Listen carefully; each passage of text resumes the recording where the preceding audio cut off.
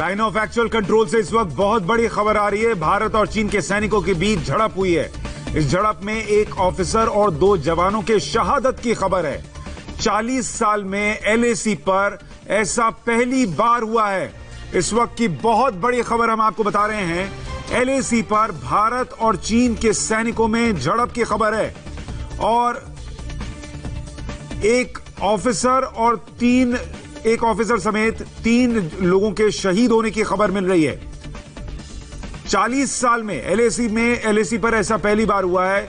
कभी कोई गोली नहीं चली, कभी कोई इस तरीके की झड़प नहीं हुई कि कहीं पर किसी के शहादत की खबर आए। और इस वक्त बहुत बड़ी खबर, एलएसी पर भारतीय जवानों के शहादत की खबर और झड़प की खबर चीन के सैनिकों के साथ। मनीष प्रसाद हमारे साथ जुड़ गए हैं। मनीष, क्या हुआ है? सुशांत, अभी तक की सबसे बड़ी खबर है जो 40 साल में नहीं हुआ, जिसका हमेशा से अंदेशा लगातार भारतीय सेना को लगा रहा था कि चाइनीज पीएलए लगातार इस जो प्रेशर है उसको बढ़ाने की कोशिश कर रहा है अलग अलग पॉइंट पर। इंडिया टीवी को मिली एक्सक्लूसिव जानकारी के मुताबिक गलवान का इलाका, वो इलाका जहां पर चाइनीज पीएलए ने अपने टेंट लगाए, अपनी आर्टिलरी गन्स लगाई, साथ में इन्फेंट्री कॉम्बैट व्हीकल लगाया। और ये जानकारी मिल रही थी कि वो 2.5 से 3 किलोमीटर पीछे हुए हैं। दरअसल उस जगह पर कल देर रात झड़प हुई भारतीय सेना और चाइनीज पीएलए के जो जवान थे उनके बीच, और ये झड़प इतनी ज्यादा उपद्रव में तब्दील हो गई जिसमें एक ऑफिसर और 2 जवान भारतीय सेना के ये शहीद हो गए। ये अभी तक की सबसे बड़ी खबर है, क्योंकि पहला मौका था जब 3488 किलोमीटर के इस लाइन ऑफ एक्चुअल कंट्रोल के ईस्टर्न लद्दाख सेक्टर के गलवान इलाका, जो कि एक स्ट्रेटेजिक पॉइंट है, अक्साई चीन से जुड़ा हुआ गलवान नाला जो कि श्योक नदी में आके मिलता है, डीएसडीबीओ का ये पूरा रोड स्ट्रेटेजिक रोड है। यहां पर भारतीय सेना का डिप्लॉयमेंट बहुत ज्यादा था और यहीं पर आमने सामने यानी फेस ऑफ की कंडीशन पर भारतीय सेना और चाइनीज पीएलए के जवान थे। इंडिया टीवी को मिली जानकारी के मुताबिक आर्मी हेडक्वार्टर और मिलिट्री ऑपरेशंस के जो सीनियर ऑफिशियल्स हैं उनके मुताबिक पूरी तरह से ये उपद्रव मचा और उपद्रव मचने के बाद चाइनीज पीएलए के साथ झड़प हुई। ये झड़प करीबन 2 से 3 घंटा चली। उसी दौरान एक ऑफिसर समेत 2 जवान इसमें शहीद हो गए भारतीय सेना के। ये अभी तक की सबसे बड़ी खबर है। 1962 के बाद से लगातार ये कहा जा रहा था कि देश बदल गया है और उसके बाद पिछले 40 साल में एक भी लाइन ऑफ एक्चुअल कंट्रोल पर ऐसा कोई कैजुअलिटी नहीं हुई। लेकिन अब चाइनीज पीएलए की इस हरकत से बिल्कुल साफ हो गया है कि दबाव बनाया जा रहा है, दबाव बना है। और इसीलिए जो त्रिशूल डिवीजन के कमांडर हैं वो इस पर मौके पर पहुंचे हैं। मेजर जनरल जो हैं वो यहां पर पहुंचे, ब्रिगेड कमांडर गलवान के इलाके में पहुंचे। पेट्रोलिंग पॉइंट 14 पर कल ही ब्रिगेडियर लेवल और साथ में बटालियन कमांडर लेवल बातचीत हुई, सीओ लेवल बातचीत हुई। लेकिन आप समझ लीजिए कि रात होते होते ये उपद्रव में तब्दील हो गया और दोनों के बीच इतनी झड़प हुई जिसकी वजह से भारतीय सेना के एक ऑफिसर और 2 जवान की इसमें शहादत हुई है। एक बार हम आपको फिर से बता दें, 3488 किलोमीटर का ये लाइन ऑफ एक्चुअल कंट्रोल है। 1500 किलोमीटर का ये लद्दाख का पूरा रीजन, जिसमें गलवान का इलाका मेन स्ट्रेटेजिक लोकेशन है। लगातार भारतीय सेना आमने सामने थी कि चाइनीज पीएलए गलवान के इलाके में ना पहुंचे और दबाव बनाने की जो रणनीति थी चाइनीज पीएलए की, जिसमें उन्होंने अपने टेंट, इन्फेंट्री कॉम्बैट व्हीकल्स, अपने आर्मर्ड, अपनी आर्टिलरी लगा रखी थी। दरअसल को पीछे धकेलने के लिए भारतीय सेना के जवान उसी बंदोबस्त के साथ 1:1 के रेशो में वहां पर ठीक सामने डटे हुए थे। ब्रिगेडियर लेवल और कमांडिंग ऑफिसर लेवल बातचीत हुई इसी पेट्रोलिंग पॉइंट 14 के पास, हॉट स्प्रिंग के पास। लेकिन उसके बावजूद भी देर रात होते होते ये मामला और ज्यादा बढ़ा और बढ़ने के बाद इसमें ऑफिसर और साथ में 2 जवानों की शहादत हुई है। बहुत बड़ी खबर है मनीष, ये कि जो 1962 के बाद कभी नहीं हुआ वो आज सुनने को मिल रहा है। एलएसी पर भारतीय जवानों के शहादत की खबर है। चीन के सैनिकों के साथ जो झड़प हुई है वो इस हद तक चली गई कि एक ऑफिसर और 2 जवान शहीद हो गए हैं। 40 साल में पहली बार एलएसी पर भारतीय जवान शहीद हुए हैं। चीन के साथ जो एलएसी है वहां पर कल रात बताया जा रहा है ये 2 से 3 घंटे झड़प चली है, जिसमें कि ये वाकया सामने आया, ये घटना सामने आई है। 3 लोगों के शहादत की खबर है। इसमें एक ऑफिसर और 2 जवान भारत के शामिल हैं। और यह तब हुआ है उस गलवान वैली में जहां पर भारत और चीन के बीच लगातार बातचीत चल रही थी, कमांडर लेवल की बातचीत चल रही थी। कुछ दिन पहले दोनों तरफ की फौजें जो हैं वो पीछे गई थी और ऐसा लगने लगा था कि हालात बेहतर हो रहे हैं, लेकिन ये बहुत बड़ी खबर है और इसके बाद तनाव और बढ़ने की भी आशंका जताई जा रही है। मनीष, एक बात और बताइए कि जब सैनिक पीछे जाने लगे थे, अचानक ऐसा क्या हुआ कि ये झड़प हो गई और जो शहादत हुई है वो कैसे हुई है? गोली चली है, क्या हुआ है? सुशांत अभी समय अभी का अपडेट आपको दे दें कि सीनियर ब्रिगेड कमांडर लेवल और साथ में major general rank officer on ground मौजूद हैं, गलवान के इलाके में है। त्रिशूल डिवीजन के जीओसी खुद वहां पर मौजूद हैं।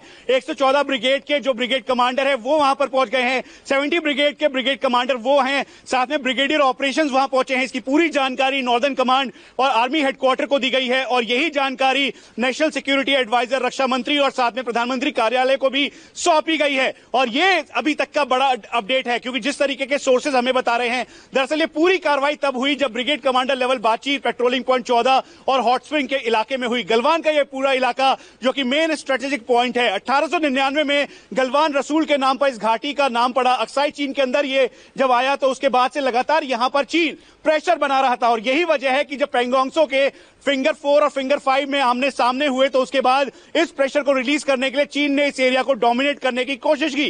चाइनीज पीएलए ने जब इसे डोमिनेट करने की कोशिश की तो गलवान के इस इलाके में patrolling point 14, patrolling point 15, patrolling point 17 का इस पूरे एरिया में एक्स्ट्रा डिप्लॉयमेंट किया और डिप्लॉयमेंट करने के साथ साथ चाइनीज पीएलए की तरफ से उनके infantry combat vehicle, armoured vehicle, artillery vehicles और साथ में जो उनके टेंटेज है वो उन्होंने इंक्रीज किया। करीबन 3 से 4 हजार की संख्या में अपने ट्रूप्स को यहां पे डिप्लॉय किया। यह कोशिश की जा रही थी कि ये साधारण तरीके से भारतीय सेना इनको पीछे की तरफ खदेड़े, पीछे की तरफ करे, इसीलिए बातचीत की गई। कोर कमांडर लेवल जबकि बातचीत हुई जिसमें 14 कोर के कमांडर जनरल हरिंदर और साथ में चाइनीज पीएलए के साउथ शिनजियांग रीजन के जो कमांडर हैं मेजर ल्यूलिन, वो उसमें मौजूद थे। उसके बाद ये लगा कि अब ये कम होगा, क्योंकि मिलिट्री टॉक्स के साथ साथ डिप्लोमेटिक बातचीत की जा रही थी, लेकिन हुआ बिल्कुल उससे उलट। और जब कोर कमांडर लेवल की बात हुई उसके बाद मेजर जनरल रैंक ऑफिसर की 3 बार बात हो चुकी है, ब्रिगेड कमांडर और कर्नल लेवल ऑफिसर की इसमें बात हुई, लेकिन वो सब एक तरीके से बेनतीजा निकलती है जब देर रात ये पूरा मामला एक बार फिर से प्रेशर टेक्निक्स अपनाते हुए चाइनीज पीएलए भारतीय सेना के जवानों के ऊपर दबाव बनाने की कोशिश कर रहा था। वो आगे की तरफ आने की कोशिश कर रहे थे और उसी बीच भारतीय सेना के ऑफिसर और जवानों जो लीड फ्रॉम द फ्रंट करते हुए भारतीय सेना के इस ऑफिसर ने आगे उनको रोकने की कोशिश की। झड़प बहुत ज्यादा मची और फिर उसके बाद इसमें वो शहीद हुए।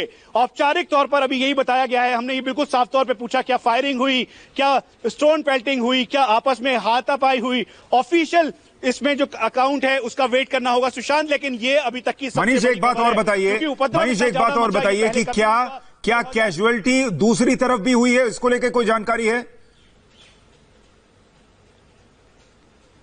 देखिए ये सुशांत कहना बहुत जल्दबाजी होगा, क्योंकि हम आपको बता दें 5 और 6 तारीख यानी 5 और 6 मई को जब सबसे पहले पेंगोंगसो के फिंगर 4 और फिंगर 5 में ये हुआ, फेस ऑफ हुआ, वहां से इसको कनेक्ट करके आप देखेंगे तो उस दौरान भी जो भारतीय जवान हैं उनकी इंजरीज हुई थी, बताया गया।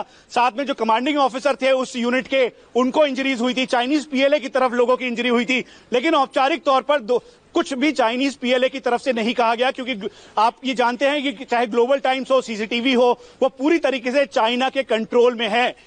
और यही वजह है कि वहां की तरफ से कुछ नहीं बताया गया। लेकिन जो आर्मी हेडक्वार्टर और मिलिट्री ऑपरेशंस में हमारे सोर्सेज हैं उनके मुताबिक साफ तौर पे कहा गया कि जो इंजरीज हैं वो चाइनीज पीएलए की भी थी। अब उसी के सिमिलरली आप इस गलवान के इलाके में आए जो करीबन पेंगोंगसो से गलवान और बीच में गोगरा पोस्ट पड़ता है। गोगरा पोस्ट में भी भारतीय सेना और चाइनीज पीएलए आमने सामने थी, झड़प बहुत ज्यादा हुई, उसमें भी इंजरीज थी, लेकिन फिर से चाइनीज पीएलए ने कुछ नहीं बताया और बिल्कुल वो चुपचाप रहे और साइऑप्स करते रहे। और यही वजह है कि गलवान इलाके में जहां टेंशन सबसे ज्यादा था, क्योंकि यहां पर एक फीडर रोड तैयार हो रही थी, डीएसडीबीओ रोड, जिसे दुर्बुक श्योक दौलत बे गोल्डी रोड कहते हैं। 255 किलोमीटर का ये रोड दुर्बुक से लेकर डीबीओ तक का है, जो कि मेन स्ट्रेटेजिक पॉइंट है। और ये भी बता दें जो डीबीओ का ये पूरा एरिया है दरअसल वो अफगानिस्तान, किर्गिस्तान, चाइना पाकिस्तान और भारत की ये पूरी की पूरी एक लाइन ऑफ एक्चुअल कंट्रोल और लाइन ऑफ कंट्रोल की ये रेखा है। इसीलिए डीबीओ बहुत ही ज्यादा इंपॉर्टेंट हो जाता है। जैसे ही एडवांस लैंडिंग ग्राउंड में कॉम्बैट एयर पेट्रोल करते हुए भारतीय वायुसेना के फाइटर एयरक्राफ्ट लैंड कर रहे थे, ट्रुप मूवमेंट हो रही थी, उसके बाद से लेकर अभी तक चाइनीज पीएलए के ऊपर बहुत ज्यादा प्रेशर था। और ये आप समझ लीजिए, इसी प्रेशर की वजह से उन्होंने करीबन 2.5 से 3 किलोमीटर पीछे गए थे, लेकिन स्ट्रेटेजिक तौर पर उन्होंने गलवान के इस लोकेशन को नहीं छोड़ा था। और यही वजह है कि लगातार चाइनीज डिप्लॉयमेंट सेकंड लेयर पर हो रहा था। सुशांत, फर्स्ट लेयर जो है उसमें उन्होंने अपनी संख्या जरूर कम की थी, लेकिन सेकंड लेयर पे अपने इन्फेंट्री कॉम्बैट व्हीकल, अपने आर्मर्ड व्हीकल, अपनी आर्टिलरीज उसी तरीके से डिप्लॉय किया था। और यही वजह है कि जब भारतीय सेना बिल्कुल अडिग रही, डटी रही कि कहीं से भी वो पीछे नहीं हटेंगे और इंफ्रास्ट्रक्चर डेवलपमेंट जो है वो बिल्कुल चलता रहेगा, उसके बाद से चाइनीज पीएलए लगातार प्रेशर बिल्डअप कर रहा था।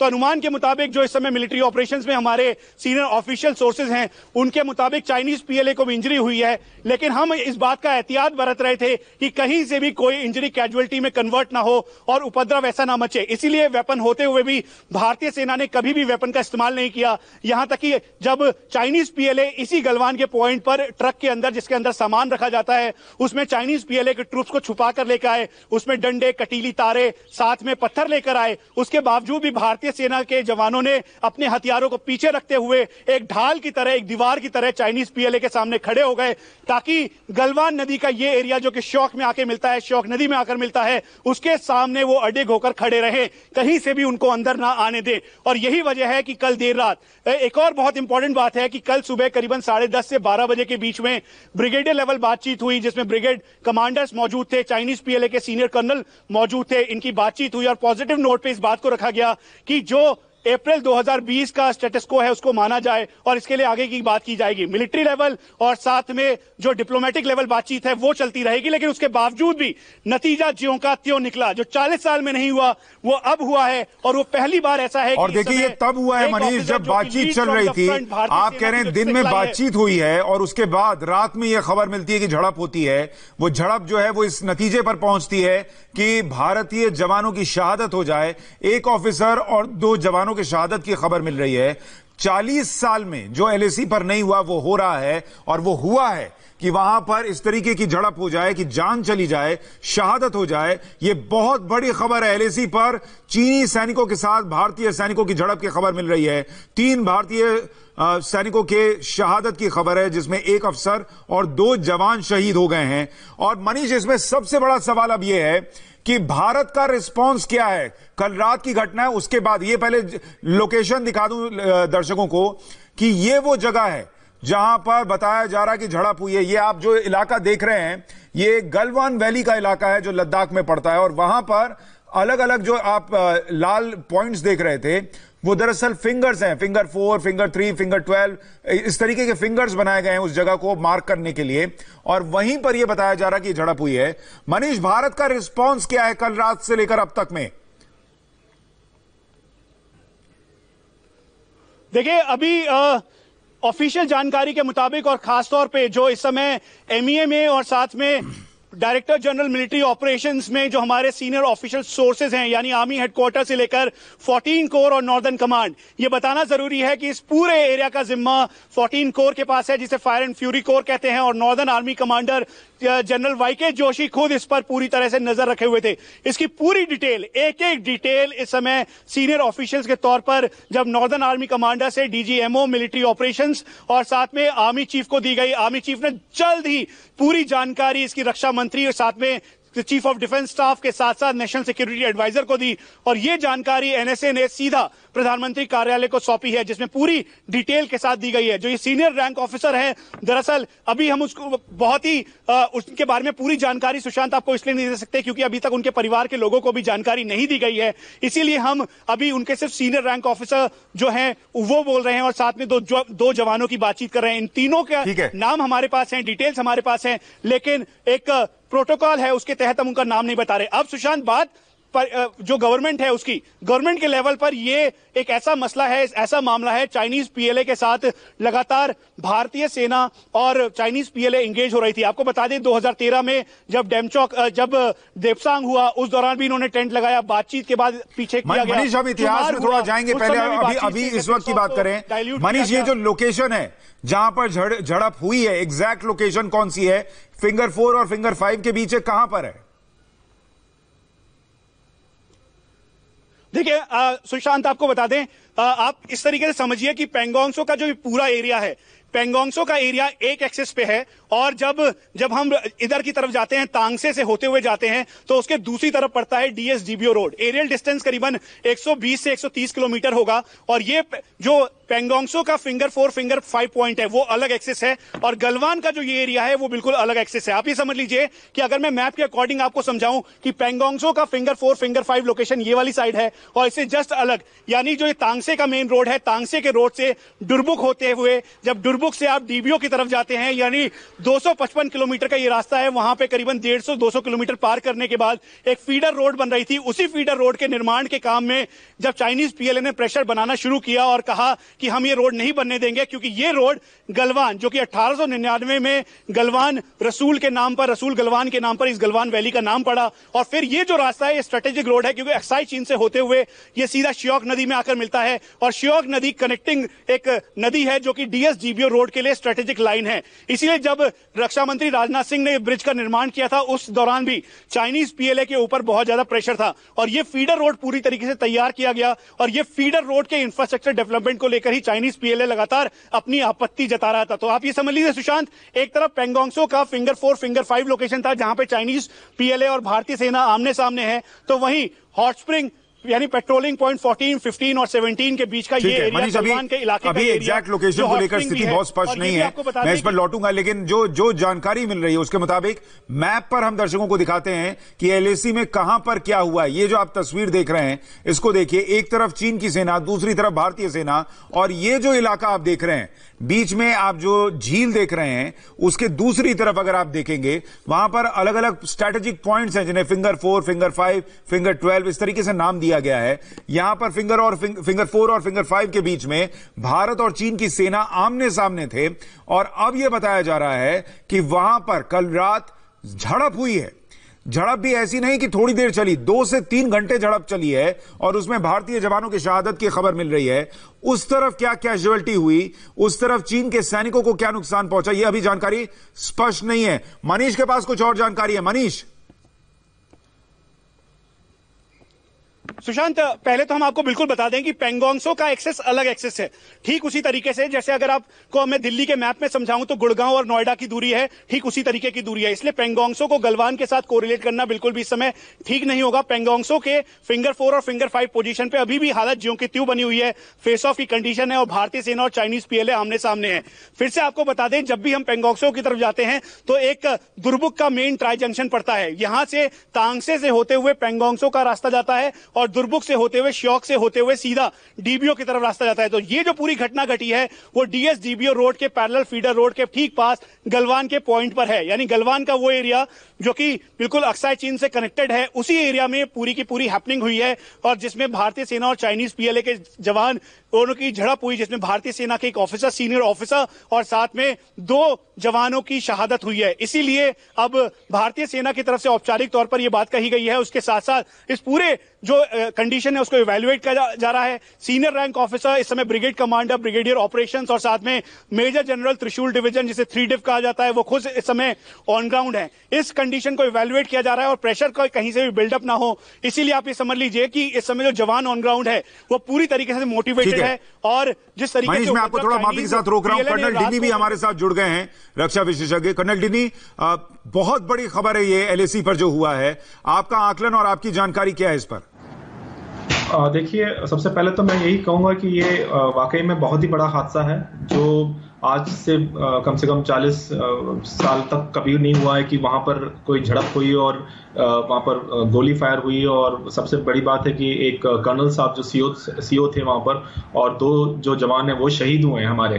तो ये बहुत ही बड़ी बात है, इसमें कोई शक नहीं है। लेकिन अभी मैं सिर्फ इतना ही कहना चाहूंगा कि मेरे ख्याल से 2 बजे आर्मी का ओर से एक ऑफिशियल स्टेटमेंट आएगा, तब तक हम कोई स्पेकुलेट ना करें कि ये क्या हुआ है एग्जैक्टली। जहां तक मेरा आइडिया है या गलवान में ही हुआ है, जो इनिशियल रिपोर्ट्स आ रहे हैं वो यही बताती है कि गलवान में ही हो रहा है। लेकिन कैसे हुआ, किस तरह से ये हुआ, इसका अभी बताना बहुत मुश्किल है, अभी स्पेकुलेट करना बहुत मुश्किल है। लेकिन इसमें कोई शक नहीं है कि ये जो डीएस्केलेशन की प्रोसेस जो चल रहा था, उस नजरिए से अगर देखें तो ये बहुत ही बड़ा हादसा है। और इसमें जो मैं समझ सकता हूँ कितना बड़ा हादसा है हमारे लिए कि एक कर्नल साहब और 2 जवान हमारे शहीद हुए हैं।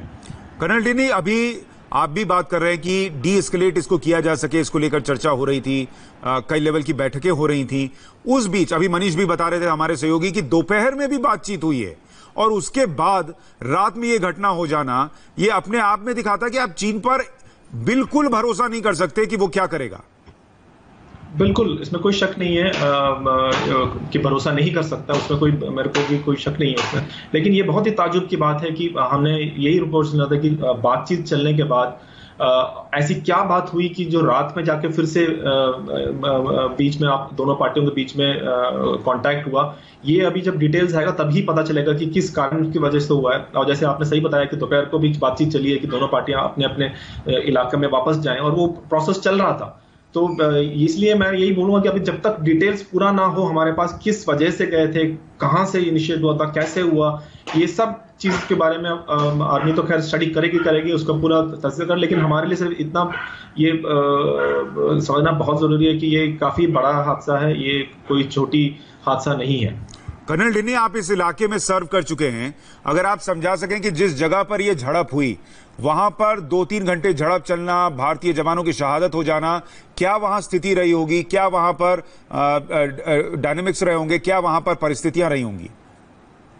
देखिए, इस इलाका जो गलवान का जो इलाका जो बोल रहा है वो बहुत ही एक नदी, छोटी सी नदी बहती है। और कर्नल डिनी, मैं आपको थोड़ा सा माफी के साथ रोक रहा हूं, हमारे सहयोगी मनीष के पास कुछ जानकारी आ रही है। मनीष, बताइए। देखिए सुशांत, जो कयास लगाया जा रहा था कि आखिरकार सिचुएशन किस तरीके की हुई, तो आर्मी हेडक्वार्टर के सीनियर ऑफिशियल्स और सोर्सेज के मुताबिक, जो इस समय ऑन ग्राउंड मौजूद भी हैं, उनके मुताबिक कोई फायरिंग नहीं हुई, बल्कि ये उपद्रव मचा करीबन रात 11:30-12 बजे के बाद। ये चाइनीज पीएलए की वजह से दबाव बनाने की रणनीति के साथ वो आगे की तरफ बढ़ रहे थे। उसी दौरान दोनों जो सेनाएं हैं वो आमने सामने थी। चाइनीज पीएलए की तरफ से प्रेशर बिल्डअप होने लगा और उसी बीच जो झड़प शुरू हुई वो करीबन 2 से 3 घंटे की तरफ गई। इस समय चाइनीज पीएलए की तरफ कितनी इंजरीज है, कितनी कैजुअलिटीज हैं, ये कहना मुश्किल है। लेकिन भारतीय सेना की औपचारिक तौर पर कहा गया है कि कोई फायरिंग नहीं हुई थी। साथ में जो झड़प है वो इतनी ज्यादा बड़ी कि उसमें एक सीनियर ऑफिसर और साथ में 2 जवान इसमें शहीद हुए हैं। सुशांत, आप अभी भी मतलब ये बता रहे हैं, जो आपके सोर्सेज बता रहे हैं कि इस पूरी झड़प में भी फायरिंग नहीं हुई है? हाँ बिल्कुल सुशांत, कोई फायरिंग नहीं हुई। आपको एक बार फिर से क्लियर कर दें, जो गलवान का इलाका है, खासतौर पे पेट्रोलिंग पॉइंट 14, 15, 17, इस पूरे रीजन में कोई फायरिंग नहीं हुई। किसी जो झड़प हुई, दरअसल ये झड़प इतनी ज्यादा उग्र हो गई क्योंकि चाइनीज पीएलए अपने साथ हमेशा से, आपको ध्यान होगा, जब पहले भी जब वो यहां पर डिप्लॉय हो रहे थे उस दौरान चाइनीज पीएलए के जवान ट्रकों में भर के आए थे। वो ट्रक्स के अंदर डंडे, साथ में कटीली तारे और पत्थर लेकर आए थे। तो उसी तरीके से जब इन्होंने करीबन 2.5 से 3 किलोमीटर गलवान के इस इलाके में वो पीछे की तरफ गए तो फर्स्ट लेयर में चाइनीज पीएलए की संख्या जरूर कम थी, लेकिन सेकेंड लेयर पे उनकी संख्या वैसे ज्यों की त्यों थी। और यही वजह है कि कल जब ब्रिगेड कमांडर लेवल बातचीत हुई, साथ में बटालियन कमांडर लेवल बातचीत हुई, तो उसके बाद ये माना जा रहा था कि आने वाले समय में जो प्रेशर है पेट्रोलिंग पॉइंट 14, 15 और 17, क्योंकि इसी जगह पर ब्रिगेड कमांडर लेवल बातचीत हुई थी, ये माना जा रहा था कि हो सकता है कि प्रेशर कम होगा और दोनों सेनाएं जो है, जो इस समय आमने सामने फेस ऑफ की कंडीशन पे है, वो डाइल्यूट होगा और जो पीछे की तरफ वो दोनों जाएंगे। लेकिन हुआ बिल्कुल उससे उलट और रात को करीबन 2 से 3 घंटे के लगभग ये दोनों झड़प हुई और झड़प इतनी उग्र हो गई जिसमें जिसमें भारतीय सेना ने अपना एक ऑफिसर और साथ में 2 जवानों को खोया है, उनकी शहादत हुई है। कर्नल डिमी भी बता पाएंगे, क्योंकि खासतौर पर ये जो रीजन है पैंगोंग त्सो से बिल्कुल अलग एक्सेस पे है, और ये जो गलवान का इलाका है ये स्ट्रेटेजिक पॉइंट भी है, क्योंकि अगर चाइनीज पीएलए यहां पर दबाव बनाता है और यहां पर दबाव बनाता है और सीधा सीधा टारगेट जो डीएसडीबीओ रोड है, दुर्बुक श्योक और दौलत बेग ओल्डी 255 किलोमीटर का ये रोड, दरअसल उस पर प्रेशर बनाने के लिए चाइनीज पीएलए की रणनीति थी और इसी को फ्यूज करने के लिए भारतीय सेना बिल्कुल तत्पर और तैयार थी। और मनीष, अभी पहले जो आप जानकारी दे रहे हैं उस पर कर्नल डिनी से एक बार रिएक्शन ले लें। कर्नल डिनी, आप जो बात कह रहे थे, स्थितियां वहां की समझा रहे थे, उसमें मनीष जो कह रहे हैं उसको जोड़ते हुए आप समझाइए कि कोई गोली नहीं चली है, वहां झड़प इतनी तीव्र हुई, जबरदस्त हुई कि शहादत हुई है। हाँ बिल्कुल, मैं यही बोल रहा था आपसे पहले भी कि जब डिटेल्स आएगा तभी पता चलेगा। और वहां पर जो पहले भी जो पैंगोंग त्सो में भी जो रात को झड़प हुई थी उसमें भी कोई गोली नहीं चली थी, पत्थरबाजी और जो बाकी के काम हुए थे वहां पर। तो इसी तरह से मेरे ख्याल से जो रात को जब एक बार झड़प शुरू हो जाती है तो हमें कभी पता नहीं चलेगा कि कहाँ से पत्थर आ रहे हैं, किसको मारा जा रहा है, किस तरह से ये जो कौन सामने है कौन पीछे है। मेरे ख्याल से इसी ये जो एक कंफ्यूजन जो रात का वक्त होता है उसमें ये बहुत ही दुर्भाग्यपूर्ण ही था कि बिना गोली चले मेरे ख्याल से पथराव ही हुआ होगा, और हो सकता है बाकी कोई डंडा या उस तरह से कोई चीज हुई होगी जिसकी वजह से ये जो हमारे जो कैजुअलिटीज हुए हैं। अभी ये भी बताना मुश्किल है कि चाइनीज की तरफ क्या कैजुअलिटीज हुई है, ये अभी वहां से रिपोर्ट्स तो आए नहीं है, बट मुझे पूरा यकीन है कि वहां पर भी पक्का उनका भी कैजुअलिटीज हुए होंगे, और अभी जब उनका रिपोर्ट आएगा तभी हमें पता चलेगा, अगर उनकी रिपोर्ट आती है तो, बिकॉज वो ऐसे रिपोर्ट्स इतने इजीली वो बाहर भेजते नहीं है, तो इसलिए जब तक वो ऑफिशियली रिपोर्ट ना करें तो हमें पता नहीं चले। लेकिन मुझे पूरा यकीन है कि कैजुअलिटीज दोनों तरफ ही होंगे, एक तरफ नहीं हुआ होगा, ये दोनों तरफ होंगे। और यही रात की वजह से ही होता है, अगर रात में कभी भी ऐसी चीजें होती हैं तो बहुत मुश्किल होता है कंट्रोल करना, और ये सीओ भी सबसे आगे रहे होंगे अपने जवानों को कंट्रोल करते हुए, और इसीलिए उनकी भी कैजुअलिटीज हुए हैं और 2 जवान भी हमारे कैजुअलिटी हुए हैं। तो यही है कि अभी गोली नहीं चली, ये कंफर्म हुआ एटलीस्ट इस चीज का एक ये है कि चलो गोली नहीं चली, लेकिन पत्थरबाजी और जो बाकी चीजें हुई है वो भी बहुत ही। कर्नल डिनी, एक बात बताइए, आप इस इलाके में सीओ रहे हैं, अगर सीओ वहां पर थे तो उनके साथ और कितने जवान रहे होंगे?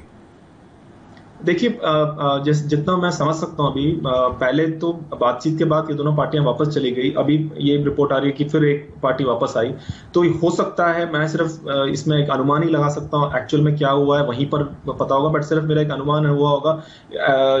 जो पहले कोई झड़प रात को शुरू हुआ होगा, और हो सकता है उसको सॉल्व करने के लिए या उसको कम करने के लिए सीओ आगे गए होंगे, उसके ये भी कारण हो सकता है कि तब उनकी कैजुअलिटी हुई वो, क्योंकि ऐसे तो मुश्किल है कि वहीं रात को वहां पर इस तरह के एक माहौल बन जाए कि सीओ रहने के बाद भी अगर इस तरह का कुछ, बहुत चांसेस कम मेरे ख्याल से रात को कुछ ऐसी घटनाएं हुई है जिसकी वजह से सीओ को भी वहां रहना पड़ा होगा। ठीक है, आप हालांकि सही बात है, आप अभी सिर्फ अंदाजा ही लगा सकते हैं, और उस इलाके में सीओ रहे कर्नल डिनी ये कह रहे हैं कि संभव है कि पहले वहां पर झड़प शुरू हुई होगी और सीओ साहब वहां पर गए होंगे उस झड़प को सुलझाने के लिए, और उस वक्त रात के अंधेरे में जो पत्थरबाजी हुई है उसमें जो हमारे एक ऑफिसर और 2 जवानों की शहादत की खबर है वो हुई होगी, और गोली वहां पर नहीं चली। मनीष के सोर्सेज ये बता रहे हैं कि गोली वहां पर नहीं चली है,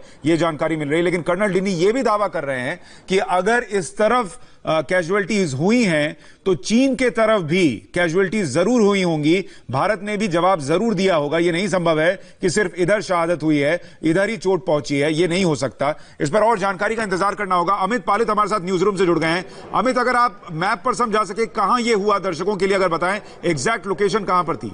बिल्कुल सुशांत, तो सबसे पहले मैप के जरिए समझ लेते हैं कि आखिर कहां पर वो इलाके हैं जहां पर आमने सामने है। तो ये पैंगोंग लेक का इलाका है, ये आप देख सकते हैं यहां पर, ये पैंगोंग लेक का इलाका है। एक यहां पर जो हमारा स्टैंड ऑफ बना हुआ है, इसके बाद हम आगे जब जाते हैं तो यहां पर वो गलवान वैली पड़ती है जहां पर 3 पॉइंट्स हैं, पेट्रोल पॉइंट 14, उसके बाद पेट्रोल पॉइंट 15 और पेट्रोल पॉइंट 17 जो हॉट स्प्रिंग जिसे कहा जाता है। ये वो इलाका है जहां पर सबसे ज्यादा अभी स्टैंड ऑफ चल रहा था, और इसी इलाके में ये सारी जो झड़प की बात सामने आ रही है हुई है। और आपको बताते हैं थोड़ा और क्लोज जाके कि इस जगह को आप समझिए कि कहां पर ये हुआ है। आपको सबसे पहला इलाका दिखाते हैं गलवान रिवर, जहां पर शायोक रिवर के साथ ये गलवान रिवर की मिलन का जो इलाका ये आप देख रहे हैं सुशांत, ये वो जगह है और यहां से जो हाईवे गुजर रही है ना, ये हाईवे जिसको हम कहते हैं कि दुर्बुक, शायोक और दौलत बेग ओल्डी रोड जो यहीं से गुजरते हैं, जिसको मैं आपको थोड़ा सा रोक रहा हूं। एक बड़ी खबर आ रही है कि चीन के विदेश मंत्रालय से जब पूछा गया है कि भारतीय सेना यह बता रही है कि कैजुअल्टीज हुई हैं एलएसी पर, तो जवाब यह दिया गया है कि वो उम्मीद करते हैं भारत से कि भारत कोई यूनिलैटरल एक्शन नहीं लेगा, यानी एक तरफा कार्रवाई नहीं करेगा और स्टीयर अप ट्रबल, यानी इस पूरे विवाद को और बढ़ाएगा नहीं। यह चीन का विदेश मंत्रालय कह रहा है कि वो उम्मीद करते हैं कि भारत एक तरफा कोई एक्शन नहीं लेगा इस घटना के बाद और इस विवाद को बढ़ाएगा नहीं। इस पर कर्नल डिनी से हम समझे, उससे पहले मनीष आपके पास भी कोई जानकारी है?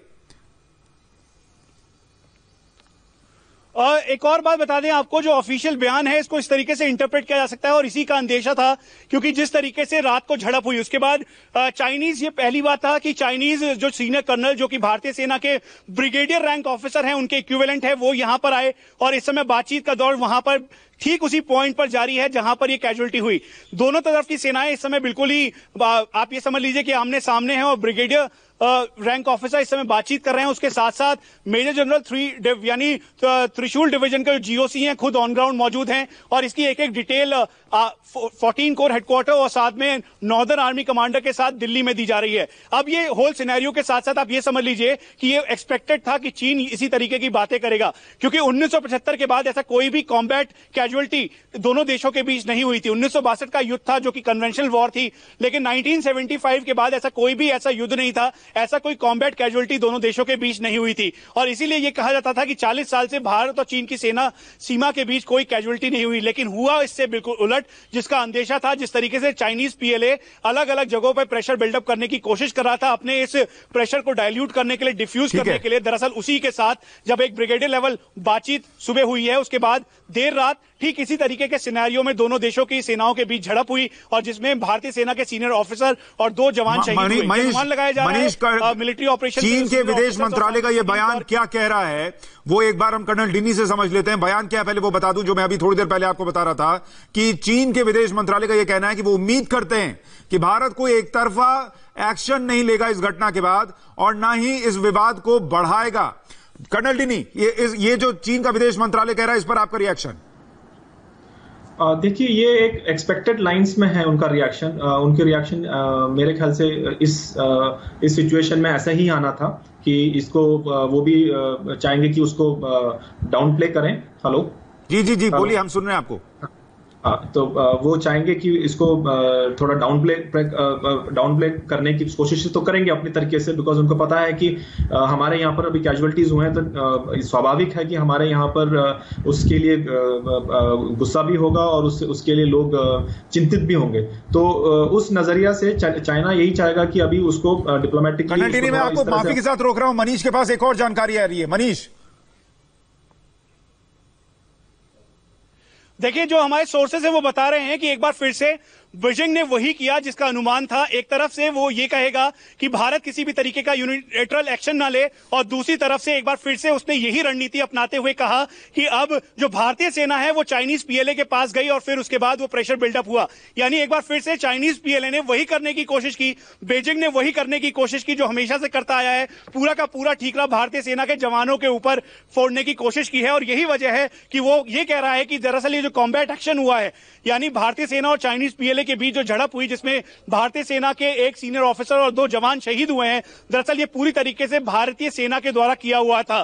तो जो इस समय आर्मी हेडक्वार्टर में सीनियर ऑफिशियल्स हैं जो इसको पूरी तरीके से मॉनिटर कर रहे हैं और साथ में 14 कोर नॉर्दर्न कमांड के सीनियर ऑफिशियल्स, उन्होंने हमें अभी जानकारी इस बात की भी दी है कि ये दरअसल चाइना की एक बार फिर से साइऑप्स टेक्निक है, लेकिन भारत इस समय पूरी तरह से इंटैक्ट पोजीशन पे है क्योंकि चाइनीज पीएलए की तरफ से उपद्रव मचाया गया। वो जो अप्रैल 2020 का स्टेटस को था उसको ना मानते हुए वो आगे की तरफ बढ़ रहे थे और फिर उसके बाद ये झड़प शुरू हुई। सुशांत, ठीक है। कर्नल डिनी, एक बात बताइए, चीन का ये कहना कि भारत एक तरफा कार्रवाई न करे और मामले को और आगे न बढ़ाए, इसकी वो उम्मीद करते हैं, क्या वो ये दिखाने की कोशिश कर रहा है कि उसकी तरफ कोई कैजुअल्टी नहीं हुई है? अगर हुई होती तो क्या उसका ये रिएक्शन आता? देखिए वो जैसे मैंने आपको पहले भी कहा था, चाइना कभी भी अपना जो अंदर की मामला है वो बाहर किसी को भी नहीं पता लगता कि क्या हो रहा है। जैसे आपको भी पता होगा जो कोरोना वायरस हुआ था उसमें कितने लोग वहां पर मारे गए थे, वो आज तक किसी को भी नहीं पता कि एग्जैक्ट फिगर क्या है। तो इस हालात में कभी वो मेरे ख्याल से नहीं बताएंगे कि उनको कोई कैजुअलिटी हुआ था भी या नहीं हुआ था, वो कभी नहीं बताएंगे। और अब वो क्योंकि हमारे तरफ उनको पता है कि हमारा मीडिया और हमारे जो पब्लिक है वो इंफॉर्मेशन और बाकी सब चीजें लोकतंत्र में ज्यादा फ्री है, तो यहाँ तो लोग पूछेंगे और लोगों को पता तो चलेगा ही चलेगा।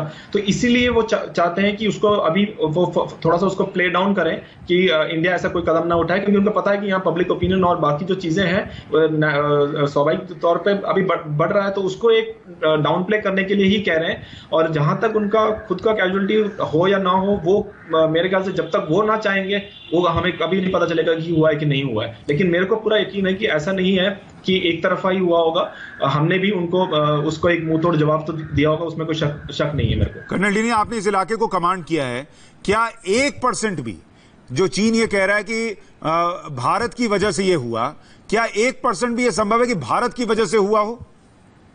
नहीं, बिल्कुल नहीं। जो ये शुरुआत से जो प्रॉब्लम जहां से शुरू भी हुई थी वो भी भारत की वजह से नहीं थी, उन्होंने ही स्टार्ट की थी, उन्होंने शुरुआत उनकी तरफ से हुआ था। अब भारत ने जितना वो जो एक्शन करते हैं उसका विपरीत एक्शन हम भी करते हैं, तो उस हिसाब से हुआ है। तो ये कहना कि भारत की वजह से हुआ है ये बिल्कुल सही नहीं है। ठीक है, मैं चाह रहा था कि चीन का ये प्रोपेगेंडा आप ही बर्स्ट करें तो बेहतर है, क्योंकि आप उस इलाके में सर्व कर चुके हैं और भारत की नीति हमेशा से बहुत स्पष्ट रही है कि हम पहले कोई भी किसी पर भी कोई इस तरीके का हमला नहीं करते हैं, लेकिन अगर कोई करेगा तो उसको जवाब देने में भी पीछे नहीं हटेंगे। कर्नल डीनी, एक बात और बता दीजिए कि चीन ने जो ये किया, एक तरफ बातचीत, दूसरी तरफ रात में इस तरीके से रात के अंधेरे में हमला करना, ये क्या है? ये इसके पीछे की सोच क्या है उसकी? देखिए, मैं एक बार फिर आपसे मेरी गुजारिश है कि एक बार हमें वेट करके एक बार डिटेल्स आने देते हैं, तभी हमें पता चलेगा कि क्या हुआ है वहां पर। एक तरफ उन्होंने बताया है जो कि ऑफिशियल रिपोर्ट्स आ रहे थे कि दोपहर को हमने चर्चा हुई थी, चर्चा का मतलब और डी एस्केलेशन भी शुरू हो गई थी। फिर ऐसी क्या बात हुई कि रात में फिर से दोनों के बीच में एक जो है कॉन्टैक्ट हुआ।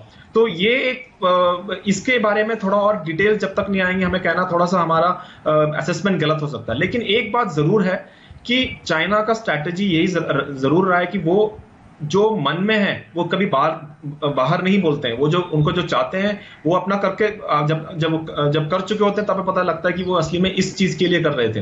तो इसलिए जो असेसमेंट अभी जो बोलना, थोड़ा सा हमें वेट करके ही हमें करेक्ट असेसमेंट हमें मिल पाएगा।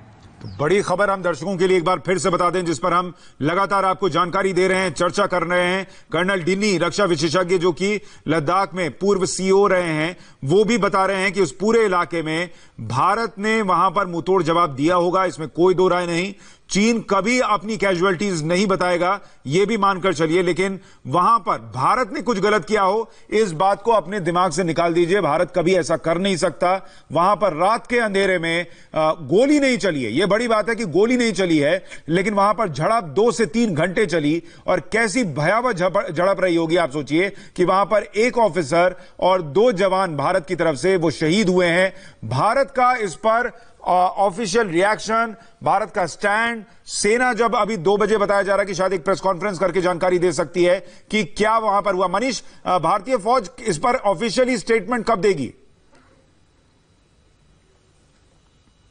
देखिए, ऑफिशियल स्टेटमेंट दे दिया गया है, ऑफिशियल जानकारी दे दी गई है, लेकिन प्रेस कॉन्फ्रेंस या फिर ऑफिशियल स्टेटमेंट का अभी कोई भी अंदेशा नहीं है। और जो अभी सीनियर ऑफिशियल से हमारी बात हुई, उन्होंने कहा कि अभी तक इसका कोई तय नहीं किया गया कि ये 2 बजे है या उसके बाद है, इसलिए ये कहना कि ये 2 बजे है वो बिल्कुल ठीक नहीं होगा। दूसरी बात, अगर आप स्ट्रेटेजिक तौर पर देखें कि जिस समय ये जानकारी हमें मिली अर्ली मॉर्निंग, और अर्ली मॉर्निंग से ही लगातार हम इस बात को जानना चाहते थे कि आखिरकार रियल सिनेरियो क्या है, किस तरीके से चाइनीज पीएलए और भारतीय सेना के बीच एक झड़प हुई, और इस झड़प में भारतीय मनीष, मैं आपको थोड़ा सा माफी के साथ रोक रहा हूं। एक और बड़ी खबर आ रही है, रक्षा मंत्री राजनाथ सिंह ने चीफ ऑफ डिफेंस स्टाफ और तीनों सेनाओं के चीफ से बात की है। मीटिंग में विदेश मंत्री एस जयशंकर भी मौजूद थे, यह बताया जा रहा है। तो यह बड़ी खबर इस वक्त आ रही है। एलएसी पर जो भारत चीन के बीच तनाव बहुत बढ़ गया है, उसको लेकर रक्षा मंत्री ने चीफ ऑफ डिफेंस स्टाफ से बात की है, तीनों सेनाओं के चीफ से बात की है और विदेश मंत्री एस जयशंकर भी वहां पर इस मीटिंग में मौजूद थे। यानी रक्षा मंत्री, विदेश मंत्रालय सभी इस पूरी घटना पर नजर बनाए हुए हैं। भारत का रुख क्या होना चाहिए इसको लेकर चर्चा हुई होगी। भारतीय फौज कितनी तैयार है इसको लेकर चर्चा हुई होगी। क्या वहां पर हुआ है इसकी जानकारी भी, इसकी ब्रीफिंग भी रक्षा मंत्री को जरूर दी गई होगी। गलवान घाटी में जो हिंसक झड़प हुई है उसको लेकर पूरी डिटेल रक्षा मंत्री ने ली है, यह बताया जा रहा है और विदेश मंत्री ने भी ली है। विदेश मंत्री वहां मौजूद थे और ये देखिए, ये ध्यान रखिए कि अब इस पूरे मामले में जितनी फौज की भूमिका है, जितनी रक्षा मंत्रालय की भूमिका है, उतने ही विदेश मंत्रालय की भूमिका है, क्योंकि इस पूरे मामले में अगर चीन ऐसी हरकत पर आ गया कि झड़प ऐसी हो कि शहादत हो जाए, तो भारत को अपना स्टैंड क्लियर रखते हुए दुनिया को भी यह बताना होगा कि चीन पहले कोरोना वायरस को लेकर दुनिया के लिए खतरा था और अब अपने पड़ोसियों के लिए खतरा, बड़ा खतरा बनता जा रहा है। कर्नल डिनी, आप ये जो मीटिंग हुई है इसमें भारत के रक्षा मंत्री और विदेश मंत्री दोनों थे। भारत की रणनीति भी यही होनी चाहिए, रक्षा मंत्री सेना जो अपनी सोच है अपना काम करें और विदेश मंत्रालय अपना रुख अपनाए। बिल्कुल, ये तो अभी देखिए एक पूरा देश का जो जितने भी नेशनल रिसोर्सेज है या नेशनल जो पावर है, वो सबका जो उसमें एलिमेंट्स है, जैसे वो चाहे वो डिप्लोमेटिक हो, चाहे वो मिलिट्री हो, चाहे पॉलिटिकल हो, ये सारी चीजें अब इसके अंदर आएंगी, क्योंकि ये एक ऐसी घटना है जो एक छोटी घटना नहीं है। तो इसीलिए मैं चाहूंगा, मैं ये बताना चाहूंगा कि अभी जैसे ये जो रक्षा मंत्री ने बुलाया है, इसी तरह से एक बहुत स्वाभाविक है कि ऐसे मीटिंग हो, उसमें असेसमेंट किया जाएगा कि क्या हुआ था, किस तरह से क्या कार्रवाई हुई थी और क्या एक्शन लेना चाहिए। मुझे पूरा यकीन है कि एक जो ऐसे कदम उठाए जाएंगे जिसका कि जो उचित कदम है वो जरूर उठाया जाएगा अभी से लेकर आगे तक, ताकि जो हमारा जो जैसे रक्षा मंत्री खुद कहते हैं जो हमारा स्वाभिमान है उसमें कोई कमी ना हो। उस तरह से मुझे पूरा यकीन है कि उसी तरह से कोई जो भी कदम है, एक अकेला कदम नहीं है, अलग अलग तरीके से जो भी कदम उठाए जाएंगे उसमें मेरे को कोई शक नहीं है कि ऐसे ही कदम उठाए जाएंगे। असामान्य घटना है कर्नल डिनी, आप भी ये बता रहे हैं और मान रहे हैं, ऐसे में सामान्य रिप्लाई हो, क्या इसकी उम्मीद की जा सकती है? यहां से हालात और तनावपूर्ण हो सकते हैं क्या? मैं यही मानूंगा कि देखिए इसमें कोई शक नहीं कि असामान्य स्थिति है, अभी उसमें कोई शक नहीं है, लेकिन अभी भी मैं यही मानना चाहूंगा कि इसको स्थिति को और ना बिगड़े तो अच्छा है, क्योंकि मैं खुद एक सैनिक रहा हूं और मैं खुद नहीं चाहता कि कोई ऐसी कोई लड़ाई के माहौल में हम लड़ाई की तरफ चले। लेकिन ये बात भी है कि हमारे लिए स्वाभिमान सबसे बड़ी चीज होती है, उसको रखते हुए हम ऐसे क्या क्या कदम उठाए जा सकते हैं, उन सब कदमों को हमें करना चाहिए। लेकिन मैं ऐसा नहीं है कि हमें, मेरा ये मानना है कि हम कोई लड़ाई या उस तरह से इतना जल्दी कोई डिसीजन पर हम पहुंचे हैं। इसमें कई चीजें और भी है जो कर सकते हैं। आई एम श्योर अब जो आपको हमारा गवर्नमेंट है उनको उस सब चीजों के बारे में पता रहता है और वो जरूर ही करेंगे। तो इसलिए थोड़ा सा हमें रुक के, थोड़ा सा असेसमेंट करके ही हमें आगे के कदम के बारे में इवन डिबेट या स्पेकुलेट करना उचित रहेगा। कर्नल डिनी, आपको याद होगा अभी थोड़े दिन पहले जब वहां पर कमांडर लेवल की मीटिंग होने वाली थी तो हमने आपसे भी बातचीत की थी, तमाम सीनियर लेवल के ऑफिसर से बात की थी और सबने लगभग ये कहा था कि भारत और चीन दोनों बड़े मुल्क हैं, दोनों युद्ध अफोर्ड नहीं कर सकते और उस वक्त जैसे चीजें डीएस्केलेट होने लगी थी लगा था कि चीजें सामान्य होंगी। लेकिन अब जो हुआ है उसके बाद क्या आपके दिमाग में कहीं से भी ये विचार आ रहा है कि चीन युद्ध या युद्ध जैसे हालात चाहता है और स्थिति उस तरफ जा सकती है? देखिए, मैं अभी भी यही मानता हूं कि चीन अभी भी युद्ध नहीं चाहता है, जैसे हम नहीं चाहते हैं वो भी अभी युद्ध नहीं चाहता है। लेकिन हालात, ये जो भी हालात हमारा जो सामने है, जो आज के तारीख में जो सामने है, जिसमें ये हमारे एक कर्नल साहब और 2 जवान शहीद हुए हैं, वो एक यथार्थ, एक सत्य है।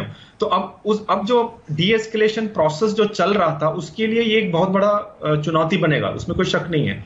लेकिन अभी भी मैं यही मानने के लिए तैयार हूं, मैं यही मानता हूं कि दोनों देश ये नहीं चाहती कि सीधा युद्ध हो, और उसीलिए हो सकता है अब इस हादसे के बाद थोड़ा और प्रेशर दोनों पे पड़े कि जल्दी से जल्दी डीएस्केलेट करना चाहिए। क्योंकि मैं हमेशा ये मानता रहा हूं, पहले से भी मैं बोल रहा था कि जब 2 फौज आपने सामने रहते हैं, अपने अपने तरीके से वो अपना जो काम है, अपना जो ड्यूटी करते हैं, हम ये बताना बहुत मुश्किल है कि किसके दिमाग में क्या चल रहा है, क्योंकि उस ऑल्टीट्यूड में कई चीजें चलती रहती है।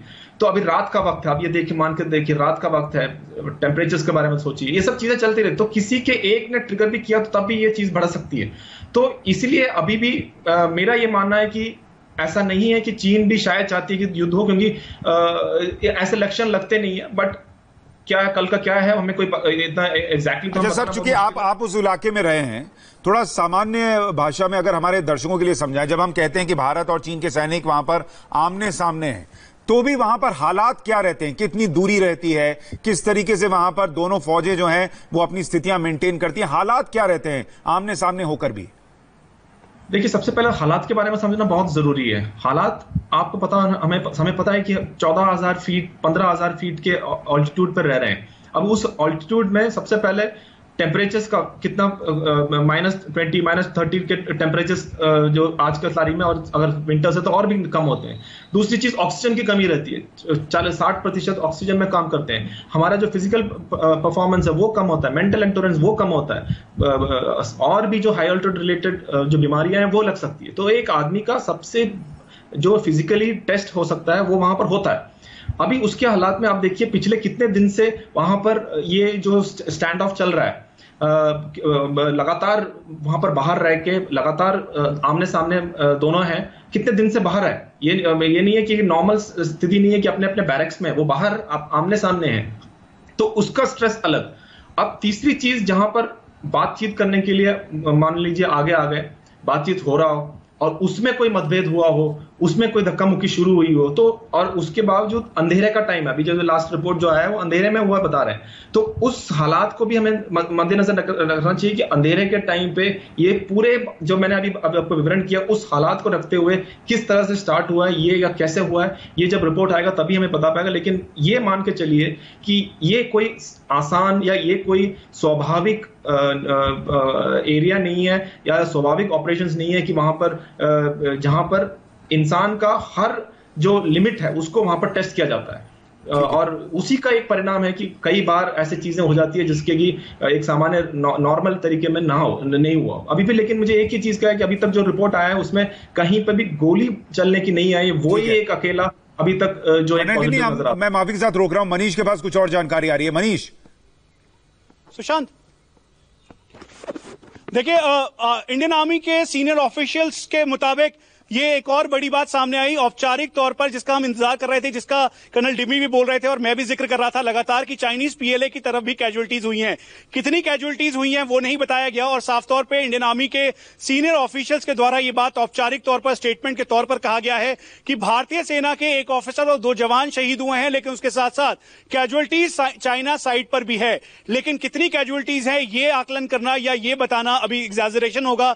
इसीलिए ऑफिशियल स्टेटमेंट में, क्योंकि इस मामले की संजीदगी को देखते हुए हमें बेहद एहतियात बरतना है जरूरी है, और इसीलिए भारतीय सेना के औपचारिक स्टेटमेंट के द्वारा यह कहा गया है कि कैजुअलिटीज चाइनीज साइड पर भी हुई है। यानी बड़ी खबर हम दर्शकों को ये बता रहे हैं, मनीष हमारे सहयोगी जानकारी दे रहे हैं कि चीन के सैनिक भी इस झड़प में मारे गए, ये जानकारी मिल रही है।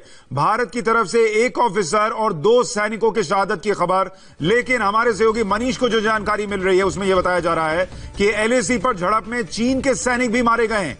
कितने सैनिक चीन के मारे गए अभी ये नहीं पता, इसका ऑफिशियल डेटा नहीं है, लेकिन चीन के सैनिक भी मारे गए हैं, कैजुअलिटी उस तरफ भी हुई है। और कर्नल डिनी यही बात कह रहे थे कि भारतीय सैनिकों की शहादत हुई, और सिर्फ ऐसा नहीं हो सकता, भारत ने भी अगर हालात बिगड़े, 2-3 घंटे झड़प चली है तो मुंहतोड़ जवाब दिया होगा। और चीन हालांकि इसको मानेगा नहीं, वो बताएगा नहीं, वहां पर हमारे जैसी हालात नहीं है कि मीडिया में चीजें बाहर आ जाएं और बता दी जाएं। लेकिन हमारी जो जानकारी अभी हमें मिल रही है सीनियर ऑफिसर्स से, मनीष को, वो ये बता रहे हैं कि चीन के सैनिक भी मारे गए। कर्नल डिनी, जो आप कह रहे थे वो बात निकल कर आ रही है कि उधर भी कैजुअलिटीज हुई हैं। बिल्कुल, मुझे इसीलिए, क्योंकि मैं वहां पर मुझे पता है कि किस तरह से होता है, और मुझे अपनी फौज के बारे में पता है कि वो भी क्या काबिल है उस चीज में। ऐसा हो ही नहीं सकता कि एक तरफ ही कैजुअलिटी हुई हो। और मैं ज्यादा बढ़ा कर तो नहीं बोलना चाहता, लेकिन आप ये यकीन मानिए कि कैजुअलिटीज हुई होंगी और अच्छी खासी में भी हुई होंगी। और ये बात दूसरी है कि अब चाइना कितना रिपोर्ट करती है कितना नहीं करती है वो उनके ऊपर, बट ये जरूर है कि दोनों तरफ हुई है, दोनों तरफ वायलेंस हुई थी, दोनों तरफ कैजुअलिटीज हुई है। और ऐसे ही हुआ है, हमेशा ही ऐसे होता है, आया है। ऐसा नहीं है कि एक तरफ हुआ है, दोनों तरफ ही हुए हैं। और इस बार बहुत ही ये एक बहुत अनफॉर्चुनेट है कि ऐसा एक हादसे में हमको हमारे 3 वीर जो है हमारे जो शहीद हुए हैं। लेकिन मुझे पहले पॉइंट से मुझे यकीन था कि कैजुअलिटीज चाइनीज की तरफ में भी हुए होंगे, उसमें कोई शक नहीं है। हमारे साथ lieutenant general retired BS Jaiswal रक्षा विशेषज्ञ भी जुड़ गए हैं। जायसवाल सर, बहुत स्वागत है आपका। ये जो पूरी स्थिति है, आपका आकलन क्या है, ये क्या हो रहा है एलएसी पर और क्यों हो रहा है? देखिए, चीन जो है उन्होंने डी एस्केलेशन के लिए माना था, लेकिन वो मेरे ख्याल से लाइन के पीछे नहीं जा रहे थे। अभी जैसे जैसे इनपुट्स आ रहे हैं, ये लगता है कि वहां पे कोई वाद विवाद हुआ है और उसके बाद में वो एक झड़प में कन्वर्ट हो गया। शुक्र है कोई फायरिंग नहीं हुई है, क्योंकि फायरिंग का मतलब कुछ और होता। ये एक झड़प है। बड़ी अफसोस की बात है कि हमारे एक सीओ साहब और 2 जवान शहीद हो गए हैं। ये मेरे ख्याल से चाइना की तरफ से एक बहुत ही बड़ी गलती है। ये अभी 2 लेवल पे जो है इसको डिफ्यूज करना चाहिए, लोकलाइज करना चाहिए। एक तो military level, military to military senior commanders वहां पे ऑन द स्पॉट मिलना चाहिए और इसको डिफ्यूज करना चाहिए। दूसरा जो MEA लेवल के ऊपर, और क्या इसके बाद हमारी कूटनीति होगी वो ऑफ कोर्स CDS और तीनों चीफ जो है और डिफेंस मिनिस्टर साहब आपस में डिस्कस कर रहे हैं। लेकिन इस टाइप की झड़प कहते हैं कि वो अपने ग्लव्स कीलों के साथ लेके आए थे। ये चीन को इस चीज की माफी मांगनी चाहिए कि ये उनका इंटेंशन जो था कि झड़प में हमारे सोल्जर्स को इंजर करना, ये गलत चीज है और इसके ऊपर हम काइनेटिक एक्शन भी कर सकते हैं, लेकिन हमारा मकसद है कि सिचुएशन को डिफ्यूज रखें। जनरल जायसवाल, एक बात समझाइए। अभी हम कर्नल डिनी से भी बात कर रहे थे, चूंकि बहुत सारे दर्शक ये समझना चाह रहे हैं कि गोली नहीं चली लेकिन कैजुअलिटी हुई, और कर्नल डिनी का कहना था कि अभी चूंकि हम सिर्फ अंदाजा ही लगा सकते हैं। उनका अनुमान ये था कि रात के वक्त हो सकता है पत्थरबाजी हुई होगी जिसकी वजह से ये कैजुअलिटीज हुई हैं। आपके हिसाब से बिना गोली चले अगर कैजुअलिटीज हुई हैं, पत्थरबाजी, कोई और दूसरी झड़प का तरीका आप कैसे देखते हैं इसको? देखिए, वहां पे आप टेरेन को नहीं जानते हैं। वहां पे जो पत्थर होते हैं वो बहुत शार्प हैं। अगर आप किसी के सिर के ऊपर वो मारते हैं, झड़प के अंदर कोई गिर जाता है, गिर के उसके सिर के ऊपर मारा जाए, डेफिनेटली उसको ब्रेन हैमरेज होगा और उससे रिजल्टेंट डेथ हो सकती है। तो चीन अगर अपने दस्तानों के ऊपर कीले लगा के आए हुए थे तो उनको ये ऑलरेडी क्लियर था कि हम झड़प में पड़ेंगे, और पत्थर के साथ जो है वहां पे बड़े शार्प पत्थर हैं। किसी के सिर के ऊपर अगर मारा जाए वो एक वेपन के तौर पे इस्तेमाल होगा। कर्नल डिनी, क्या वहां पर कैजुअलिटी होना यानी लोगों का मर जाना, दोनों तरफ चूंकि कहा जा रहा है कि कैजुअलिटीज हुई हैं, ऐसे में क्या ऑक्सीजन लेवल चूंकि कम होता है, आप भी बता रहे थे, ऐसे में चोट लगना और अगर मान लीजिए वहां पर इंजरी थोड़ी भी गंभीर हो तो नॉर्मल सर्कमस्टांसेस में भले उस इंजरी से आदमी बच जाए, लेकिन ऑक्सीजन लेवल चूंकि वहां कम है इसलिए कैजुअलिटी के चांसेस बढ़ जाते हैं। बिल्कुल, उसमें कोई शक नहीं है। वहां पर नॉर्मल हालात में ही लोगों को वहां कैजुअलिटी हो जाता है। मान लीजिए खड़े खड़े ही लोगों को वहां पर प्रॉब्लम कई बार हो जाता है, कोई अनुमान नहीं लगता अंदर ही में क्या प्रॉब्लम चल रहा है। लेकिन उसके ऊपर अगर आप ये देखिए, अगर कैजुअलिटीज लगते, जैसे अभी जो पूर्व आर्मी कमांडर साहब जो बता रहे थे कि वहां पर शार्प ये जो बहुत ही नोकीली टाइप पत्थर होते हैं, अगर उसको लगने के बाद वो भी रात के वक्त और उस ऑल्टीट्यूड में, तो जितना चांसेस बचाने किसी का नीचे प्लेन्स में रहता है उससे आप बहुत ज्यादा चैलेंज हो जाता है वहां पर किसी को सेव करना। हालांकि हमारा वहां आर्मी और डॉक्टर्स और बाकी जो मेडिकल सब कुछ रहता है, बट जो क्लाइमेटिक कंडीशन, जो टेरेन ऐसा है जिसकी वजह से जो चांसेस ऑफ ऐसे चीजों पे जो उनको रिकवर करना, ये बहुत ही बड़ा चुनौती बन जाता है। जनरल जायसवाल, एक बात और बताइए कि क्या ऐसे हालात में जब कैजुअलिटीज दोनों तरफ हुई हैं, अब तनाव वहां पर कितना ज्यादा होगा और क्या ये डी एस्केलेट होने की संभावना है अभी? देखिए, कोई भी इंसिडेंट हो उसमें स्पेस रहती है डी एस्केलेशन की। जो मुद्दा है, जो क्लियर निकलेगा कि कैसे वहां पे स्कर्मिश हुआ, कोई स्टेटमेंट नहीं हुई है। उसके ऊपर मुनसर करेगा कि वहां पे हो या हमारी शायद वहां पे हम कोई चीज करें, गलवान में सिर्फ लोकलाइज करें।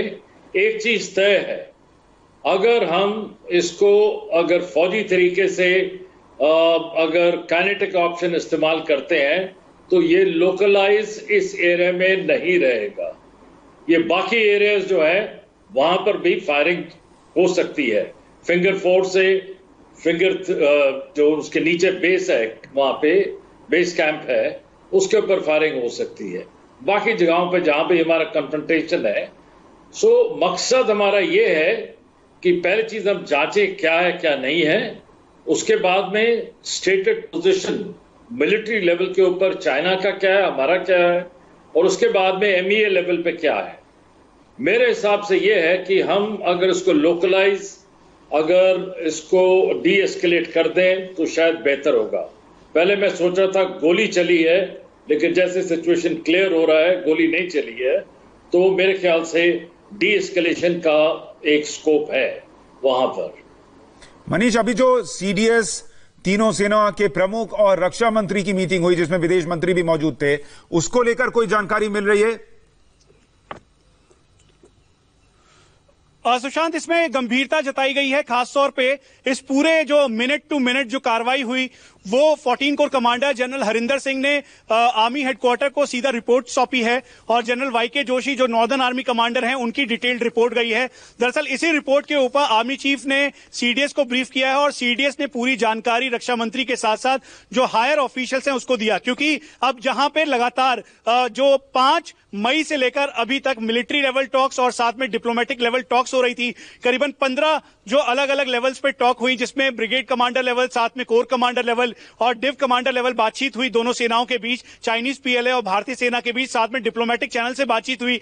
लेकिन उसके बावजूद ये कैजुअलिटी हो जाना ये कई सारे सवाल भी खड़ा करता है। जिस तरीके से चाइनीज बार बार ये चाह रहे थे कि मामला पूरी तरीके से सुलटे, तो इसीलिए मिनट टू मिनट मूवमेंट कल रात करीबन 11:30 बजे से लेकर जो 2 बजे तक की कार्रवाई है, जिसमें ये पूरा झड़प हुई, झड़प उग्र हुआ और फिर उसके बाद भारतीय सेना और चाइनीज PLA आमने सामने गलवान के इस पॉइंट पर हुए, वही पॉइंट जहां पर सुबह ब्रिगेड कमांडर लेवल बातचीत हुई थी और उसके बाद यहां पर इतना ज्यादा अग्रेशन बढ़ा।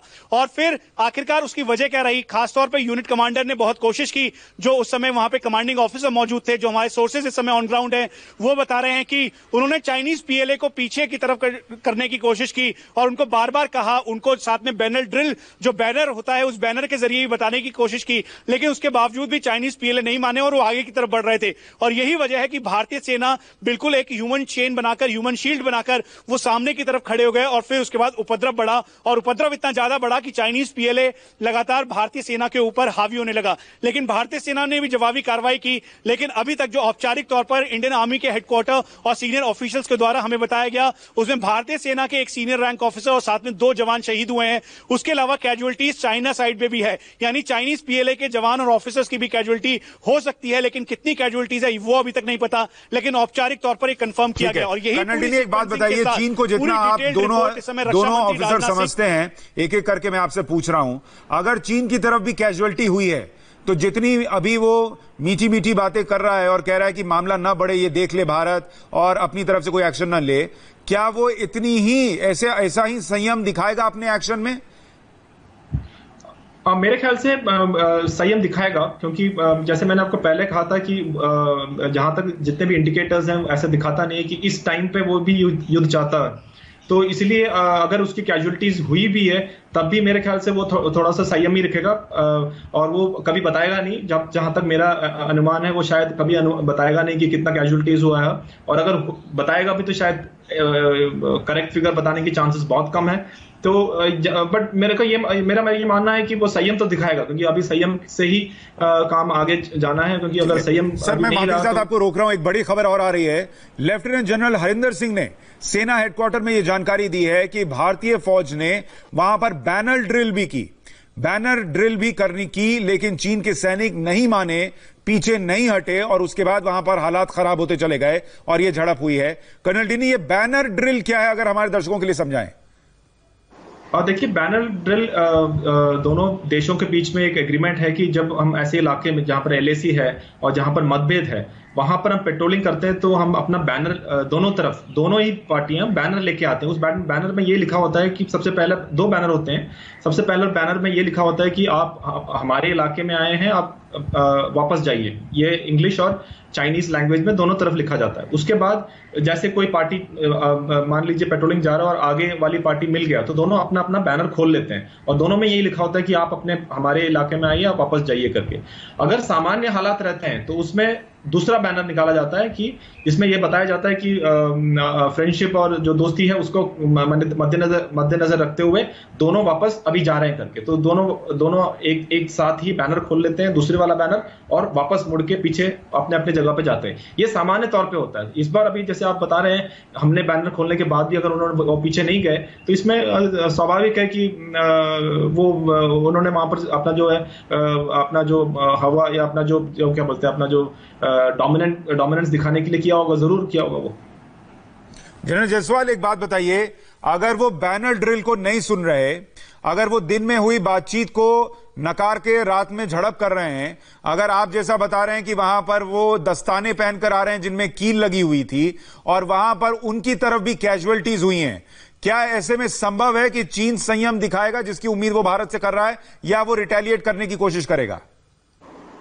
देखिए, अगर उनकी भी कैजुअलिटी हुई है तो वो भी फर्म वहां पे रहेगा, लेकिन जो उसको हिदायत उनके सीनियर कमांडर से मिलेगी, जैसे कि हमारे ट्रुप्स को भी हिदायत दी जाएगी, तब वो संयम बरतेगा। क्योंकि जैसे बताया जा रहा, क्योंकि स्थिति क्लियर नहीं है अभी तक, इसमें क्या होगा क्या नहीं होगा कहना इज टू डिफिकल्ट। कोई नहीं कह सकता। No one can legislate for the actions of the Chinese. और ये कहना नहीं है, मेरे ख्याल से जो है ऊपर से हुक्म आ जाएंगे उनको भी, वो संयम बरतेगा, ऐसी बात नहीं। और सर, आपका आकलन क्या ये उसने किया क्यों? अगर उसको बैनर ड्रिल नहीं दिखी या नहीं मानी, अगर वो झड़प के मूड से ही आया और कैजुअलिटीज होंगी इसको समझते हुए भी आया, और ये तब आया जब बातचीत हो रही है और चीजें डीएस्केलेट करने की कोशिश हो रही हैं, तो इसके पीछे की सोच क्या रही उसकी फिर? देखिए, बैनर ड्रिल जो है एक ड्रिल है, उसको उस मौके के ऊपर ऑनर किया जाएगा या नहीं किया जाएगा, ये एक एहतियाती एक रवैया है जो कि हम करते हैं। नहीं तो झड़प अगर उसको रिस्पेक्ट करे तो झड़प का सवाल ही नहीं पैदा होता। कई जगह पहले भी कई जगह झड़पें होती हैं, क्योंकि जब बैनर ड्रिल होती है उसके बाद क्या वाद विवाद शुरू होता है ऑन द स्पॉट। ये डिपेंड करता है किस टाइप के ट्रुप्स हैं, कैसी वहां पे वार्तालाप है, तब जाके जो है। पर सर, आप जो अभी कह रहे थे उससे ही लग रहा है कि वो तो झड़प के मूड में ही आया था सर। देखिए, वो एहतियाती तौर के ऊपर, क्योंकि झड़पें हुई हैं यहां पर, पहले भी जो है झड़पें हुई हैं, वो एहतियाती तौर के अपनी तरफ से वो लैस होके आया वहां से। तो मुद्दा बड़ा क्लियर है कि अगर झड़प होगी तो हम जो इंडियन ट्रुप्स है उनको जरूर नुकसान पहुंचाएंगे। ये उनका मुद्दा बड़ा साफ है। इंटेंट जो उनका इस चीज के लिए था उसमें कोई दो राय नहीं है। वो तैयार होके आए हैं कि अगर झड़प होगी तो हम इनको जो है नुकसान, फिजिकल नुकसान पहुंचाएंगे। बट क्या उनको जो हमारे शहीद हुए हैं उनको मारेंगे वो जान से? ये एक्चुअली इसको एस्केलेट करना इतना लोकल लेवल के ऊपर जो वहां पे मौजूद था, क्या स्थिति थी, धक्का दिया, रॉक के ऊपर गिरे, क्या हुआ, उसके ऊपर कोई स्टेटमेंट अभी तक नहीं आई है। तभी पता चलेगा। ये जरूरी नहीं है कि गिरा के उसने पत्थर मारा। ये भी हो सकता है कि उनको धक्का दिया, धक्का दे के वहां रॉक्स बड़े शार्प हैं, सिर उनका लगा वहां पे। कर्नल डिनी, इस पूरे हालात में मेरे को एक चीज और चैनल पे जाना है। जी ठीक है सर, बहुत धन्यवाद, आप हमारे साथ जुड़े। कर्नल डिनी, एक बात और समझाइए कि जब भी कोई ऐसा मसला, ऐसे गंभीर हालात किसी भी वजह से अगर पाकिस्तान के साथ बने, तो हम ये मान के चलते हैं कि पाकिस्तान को हम करारा जवाब देंगे, मुंहतोड़ जवाब देंगे, हम उनके घर में घुसकर भी एक्शन लेने की बातें करते हैं और वो करके हमने दिखाया है। चीन के साथ भारत की तस्वीर क्या वैसी हो सकती है? क्या हम उसी तरीके से बात कर सकते हैं कि यहां पर हमें हमारा जो जवाब होना चाहिए वो उसी लेवल का होना चाहिए? मैं ये इसमें थोड़ा सा मैं चाहूंगा कि थोड़ा सा और हमें क्या बोलते हैं उसको थोड़ा सा समझने की जरूरत है। पाकिस्तान के साथ में हमें उनकी नीयत के बारे में क्लियर पता है कि वो क्या चाहता है, हमारे देश के अंदर क्या चाहता है, कश्मीर में क्या चाहता है। पिछले जो 4 बार जो हेलो जी हाँ, पिछले जो 4 युद्ध हुए उसमें क्या चाहते थे वो। लेकिन चाइना के साथ में यस 1962 में लड़ाई जरूर हुई थी, लेकिन उसके बाद हमारे संबंध अभी जैसे मैंने अभी बताया ऑलमोस्ट 45 साल के बाद जाके अभी एक कैजुअलिटी हमारे वहां पर इस तरह के एक मुठभेड़ में हुआ है। तो ये कहना कि पाकिस्तान की तरह ही चाइना को ट्रीट करें, ये मेरे ख्याल से गलत होगा। दोनों अलग अलग देश हैं, दोनों अलग अलग, हमारी चुनौतियां अलग अलग हैं, हमारी इंटरेस्ट अलग अलग हैं और हमारी जो कैपेबिलिटीज भी हैं उन दोनों की तरफ जो है वो अलग अलग है। तो हमें ये सब रियलिटीज को ध्यान में रखते हुए दोनों को अलग अलग रणनीति होनी चाहिए, यही मैं मानता हूं। ठीक है, मनीष हमारे साथ लगातार बने हुए हैं। मनीष, आपको कोई जानकारी मिल रही है कि भारत का रुख इस वक्त वहां पर क्या रहने वाला और वहां अभी के हालात क्या हैं? क्योंकि जनरल जायसवाल ये कह रहे थे कि ये मान कर चलिए कि अगर तनाव इतना बढ़ गया है तो हो सकता है वो एस्केलेट होकर दूसरे फिंगर पॉइंट्स या दूसरे इलाकों में उसका असर दिखे। और बिल्कुल इसी का अंदेशा जो ऑन ग्राउंड कमांडर्स हैं उनको भी है और इसीलिए ब्रिगेड कमांडर लेवल टॉक्स इस समय जारी है और साथ में 3 डिव के यानी त्रिशूल डिवीजन के जीओसी हैं खुद उस समय मौके पर मौजूद हैं। जो इंडियन आर्मी के जो सीनियर ऑफिशियल्स और सोर्सेज हैं उनके मुताबिक जो कर्नल रैंक ऑफिसर और साथ में 2 जवान शहीद हुए हैं। दरअसल उनकी यूनिट इस समय forward line of actual control पर डिप्लॉय है। पूरी तरीके से उन्होंने जो जिस बैनल ड्रिल का आप बात कर रहे हैं जो जनरल हरिंदर ने उसकी रिपोर्ट भी सौंपी है और मिनट टू मिनट जो मूवमेंट हुआ है यानी मिनट टू मिनट जो कार्रवाई कल देर रात हुई है जिसमें भारतीय सेना और चाइनीज पीएलए के बीच झड़प हुई उसमें भी इसको मेंशन किया गया। दरअसल उस ड्रिल में साफ तौर पे लिखा है कि 2015 के एग्रीमेंट के तहत आप पीछे जाइए, हम दोनों बहुत ही फ्रेंडली कंट्रीज हैं, लेकिन उसके बावजूद भी चाइनीज पीएलए ने रणनीतिक तौर पर दबाव बनाने की कोशिश की और गलवान के इलाके पे जो पेट्रोलिंग पॉइंट 14, 15, 17 का ये जो पूरा एक्सेस है जिसपे भारतीय सेना और चाइनीज पीएलए आमने सामने थी, दरअसल इसी एरिया को पार करने की कोशिश, प्रेशर बिल्डअप करने की कोशिश चाइनीज पीएलए ने की और उसी का जवाब देते हुए क्योंकि इंडियन आर्मी की सिखलाई है ऑफिसर हमेशा लीड फ्रॉम द फ्रंट करता है, तो उस समय से कमांडिंग ऑफिसर जो उस यूनिट के थे वो खुद वहां पर मौजूद थे। उन्होंने चाइनीज पीएलए के जो ऑफिसर्स और जवान थे उनको रोकने की कोशिश की, साथ में अपने जवानों को कंट्रोल किया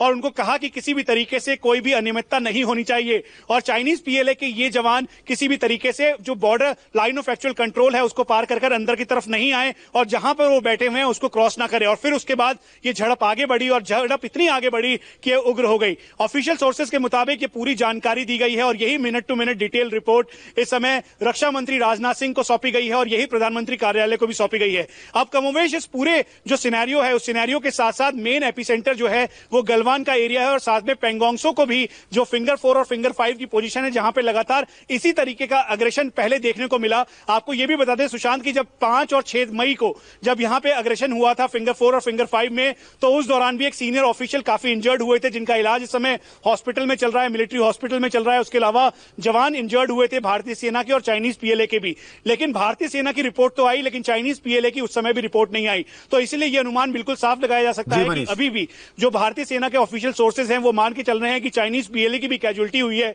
लेकिन चाइनीज पीएलए की तरफ से औपचारिक तौर पर यह बिल्कुल भी नहीं कहा जाएगा कि उनकी कैजुअलिटी हुई है। तो ये एक बहुत निर्णायक समय है क्योंकि एक तरफ पेंगोंगसो का फिंगर 4 फिंगर 5 एरिया है, दूसरी तरफ गोगरा पोस्ट और फिर ये पेट्रोलिंग पॉइंट 14, 15, 17 ये गलवान के इलाके में जो इस समय मेन एपिसेंटर है टेंशन का। सुशांत।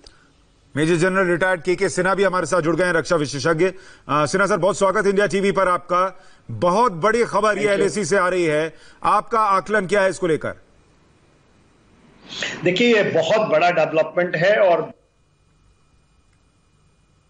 बहुत इंपॉर्टेंट है। देखिए गलवान के अंदर में इस तरह की यदि झड़पें हैं और हम इस पे ये ले रहे हैं शायद कि गोली नहीं चली और सब ऐसे हो गई, झड़प में मारे गए। अनआर्म्ड कॉम्बैट भी होती है, अनआर्म्ड कॉम्बैट भी कॉम्बैट का हिस्सा है। मेरा ये मानना है यदि ये हुआ है और चाइनीज के पहल से हुआ है, एक भी आ रही रिपोर्ट कि चाइना की तरफ भी लोग कितने मारे गए, तो वो खुल के आनी चाहिए कि क्या हमारा रिस्पॉन्स था। आपको ये मानना पड़ेगा कि देखिए गलवान के अंदर में हम स्ट्रेटेजिकली बहुत बड़ी चीज अचीव कर चुके हैं और हम उसको ऐसे जाया नहीं जान सकते। आपको गलवान में ये समझना पड़ेगा द स्योक से जो डीबीओ का रास्ता हमने बनाया है डॉलर बैक कोल्डी का, वो स्ट्रेटेजिक डेप्थ देता है सियाचिन ग्लेशियर को और वहां से हमारे करमक्रीक की दूरी केवल 8 किलोमीटर, मात्र 8 किलोमीटर है। और यदि हम इस पूरे प्रकरण को लें तो हम पूरे उनके जो सी पैक हो उसको थ्रेटन करते हैं। तो चाइना तो जाहिर है बौखलाहट तो होगी। जब आप ये कहते हैं एक्साइज चीन हमारा है, हम उसको लेंगे, तो आप इन चीजों को करनी पड़ेगी। अभी जो झड़प हुई है वो है दूसरी एक रोड है जो स्योक से, जहां से डीबीओ को जा रही है, दूसरी सड़क को जाती है, वो जो आपके पेट्रोलिंग पॉइंट 14-15 की बात करते हैं और वो गोगरा पोस्ट भी कहते हैं समटाइम। उसमें एक और पोस्ट आ रही है 120 किलोमीटर 120। तो वहां पर यदि एक झड़प हुई है और किन कारणों से हुई है, तो देखिए 3 ऐसे पत्थरों से 3 आदमियों को आप नहीं मार सकते, शहीदी नहीं होती है। हम लोगों ने बहुत ऐसे देखे हैं, इसके अंदर में बहुत बड़ा है एग्रेशन हुआ होगा, तभी ऐसी शहादत होती है। तो यदि चाइनीज के तरफ में क्या कैजुअलिटी है, हम कहां हैं, वो जब तक खुल करके नहीं आएगा तो इसका आकलन करना बहुत मुश्किल है। मगर आप ये लेकर चलें, क्योंकि सारे आप लोग सुन रहे हैं, हमने स्ट्रेटेजिकली बहुत एग्रेसिव पोजीशंस में जगह अख्तियार कर ली है। कोई उसका माने नहीं है कि आप वहां से एक कदम भी पीछे आएंगे, क्योंकि यदि आप पीछे जाएंगे तो हमारी जो कंस्ट्रक्शंस हैं या जो काम हो रहा है, जिस चीज को हम बड़े लेवल पे अचीव करना चाहते हैं, उसमें रुकावट आएगी।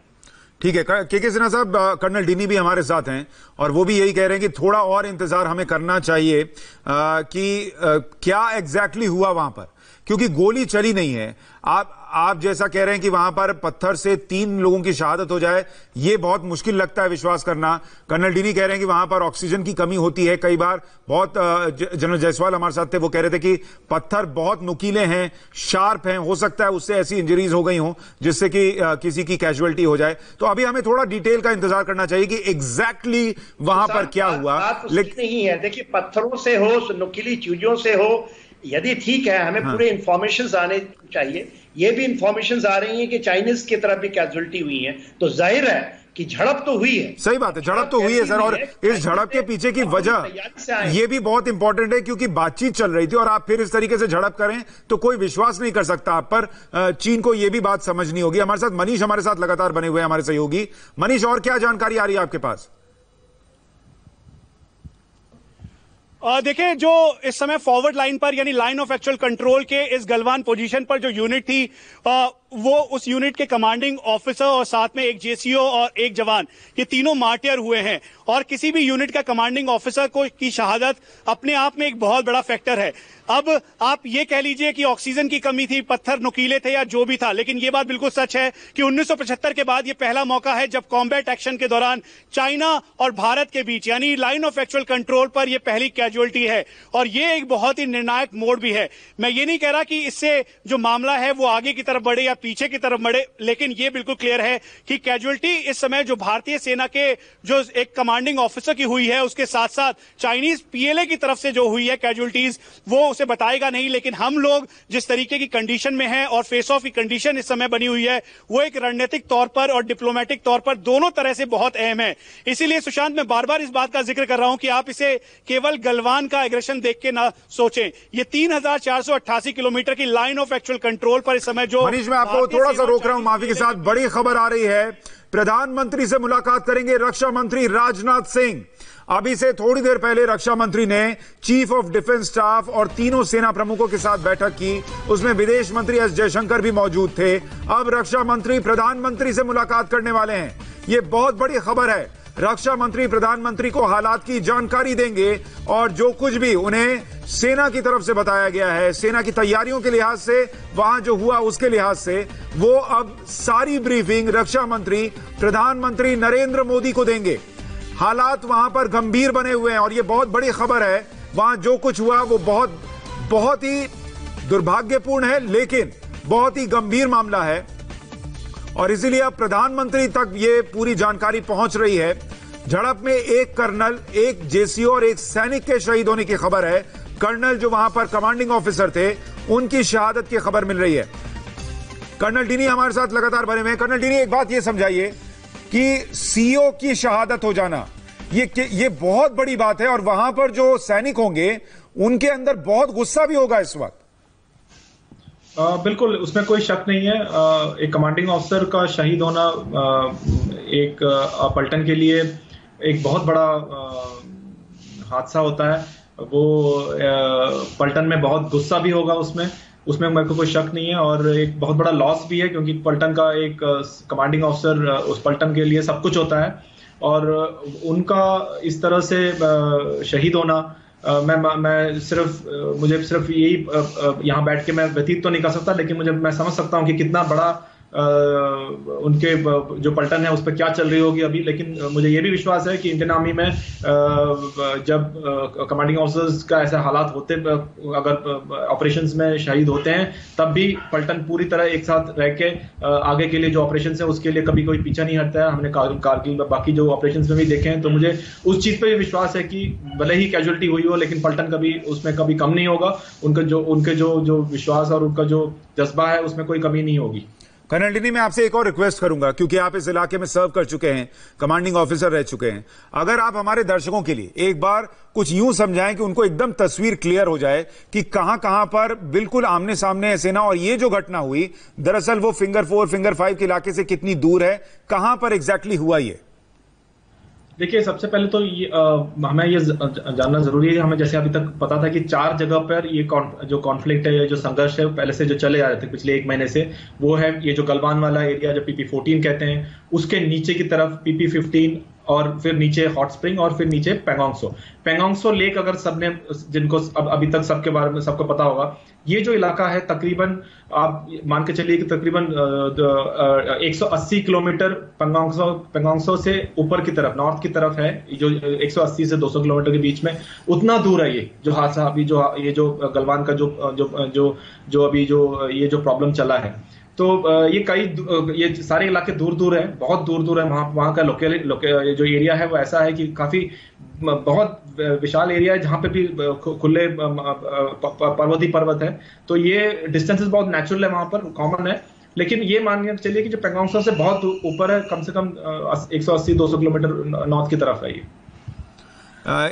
पेंगोंगसो से 180 किलोमीटर नॉर्थ आप बता रहे हैं जहां पर यह घटना हुई है, और दूर दूर हैं ये इलाके, ये भी आप जानकारी दे रहे हैं।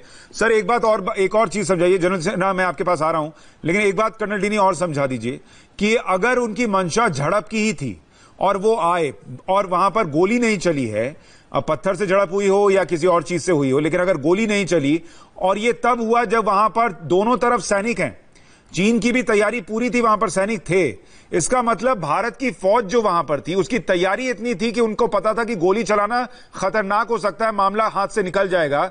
इसलिए जो झड़प हुई भी वो शायद हाथापाई या पत्थर के लेवल पर हुई। हाँ, मुझे भी वही लगता है कि जो हाथापाई हुई है वो पत्थरबाजी और इसी तरह से जो धक्का मुक्की, और हो सकता है कोई रॉड का भी इस्तेमाल किया हो, लेकिन गोली तो नहीं चली है जरूर। ये तो अभी तक कंफर्म किया है, मेरे ख्याल से ऑफिशियल स्टेटमेंट भी आया है। इसीलिए मैं बार बार यही कह रहा हूं कि जो हमने पहले जब बताइए रात के वक्त हुआ है, अब रात के वक्त हम सबको पता है कि जब ऐसे हालात में वहां पर कौन सामने है, कौन पीछे है, कैसे कौन धक्का मार रहा है, कौन पत्थर मार रहा है, ये कोई पता नहीं चल पाएगा। तो इसीलिए लेकिन एक बहुत ही ये ऊपर वाली क्या बोलते हैं उसको एक अच्छा सिर्फ ये था कि गोली नहीं चली। अगर दोनों तरफ से गोली चली होती तब आप सोच के देखिए कितना ज्यादा और कैजुअलिटीज दोनों तरफ। और सर, जब हम रात की बात कर रहे हैं तो इस इलाके को ऐसे भी समझें कि वो घूप अंधेरे वाला इलाका होगा, वहां कोई लाइटिंग टावर्स नहीं लगी होंगी जिससे दिख रहा हो कौन कहां है। बिल्कुल कुछ नहीं है वहां पर, कोई एक लाइट का नाम का कुछ नहीं है, और वहां पर उस हालात में वहां पर धक्का मुक्की हुई है।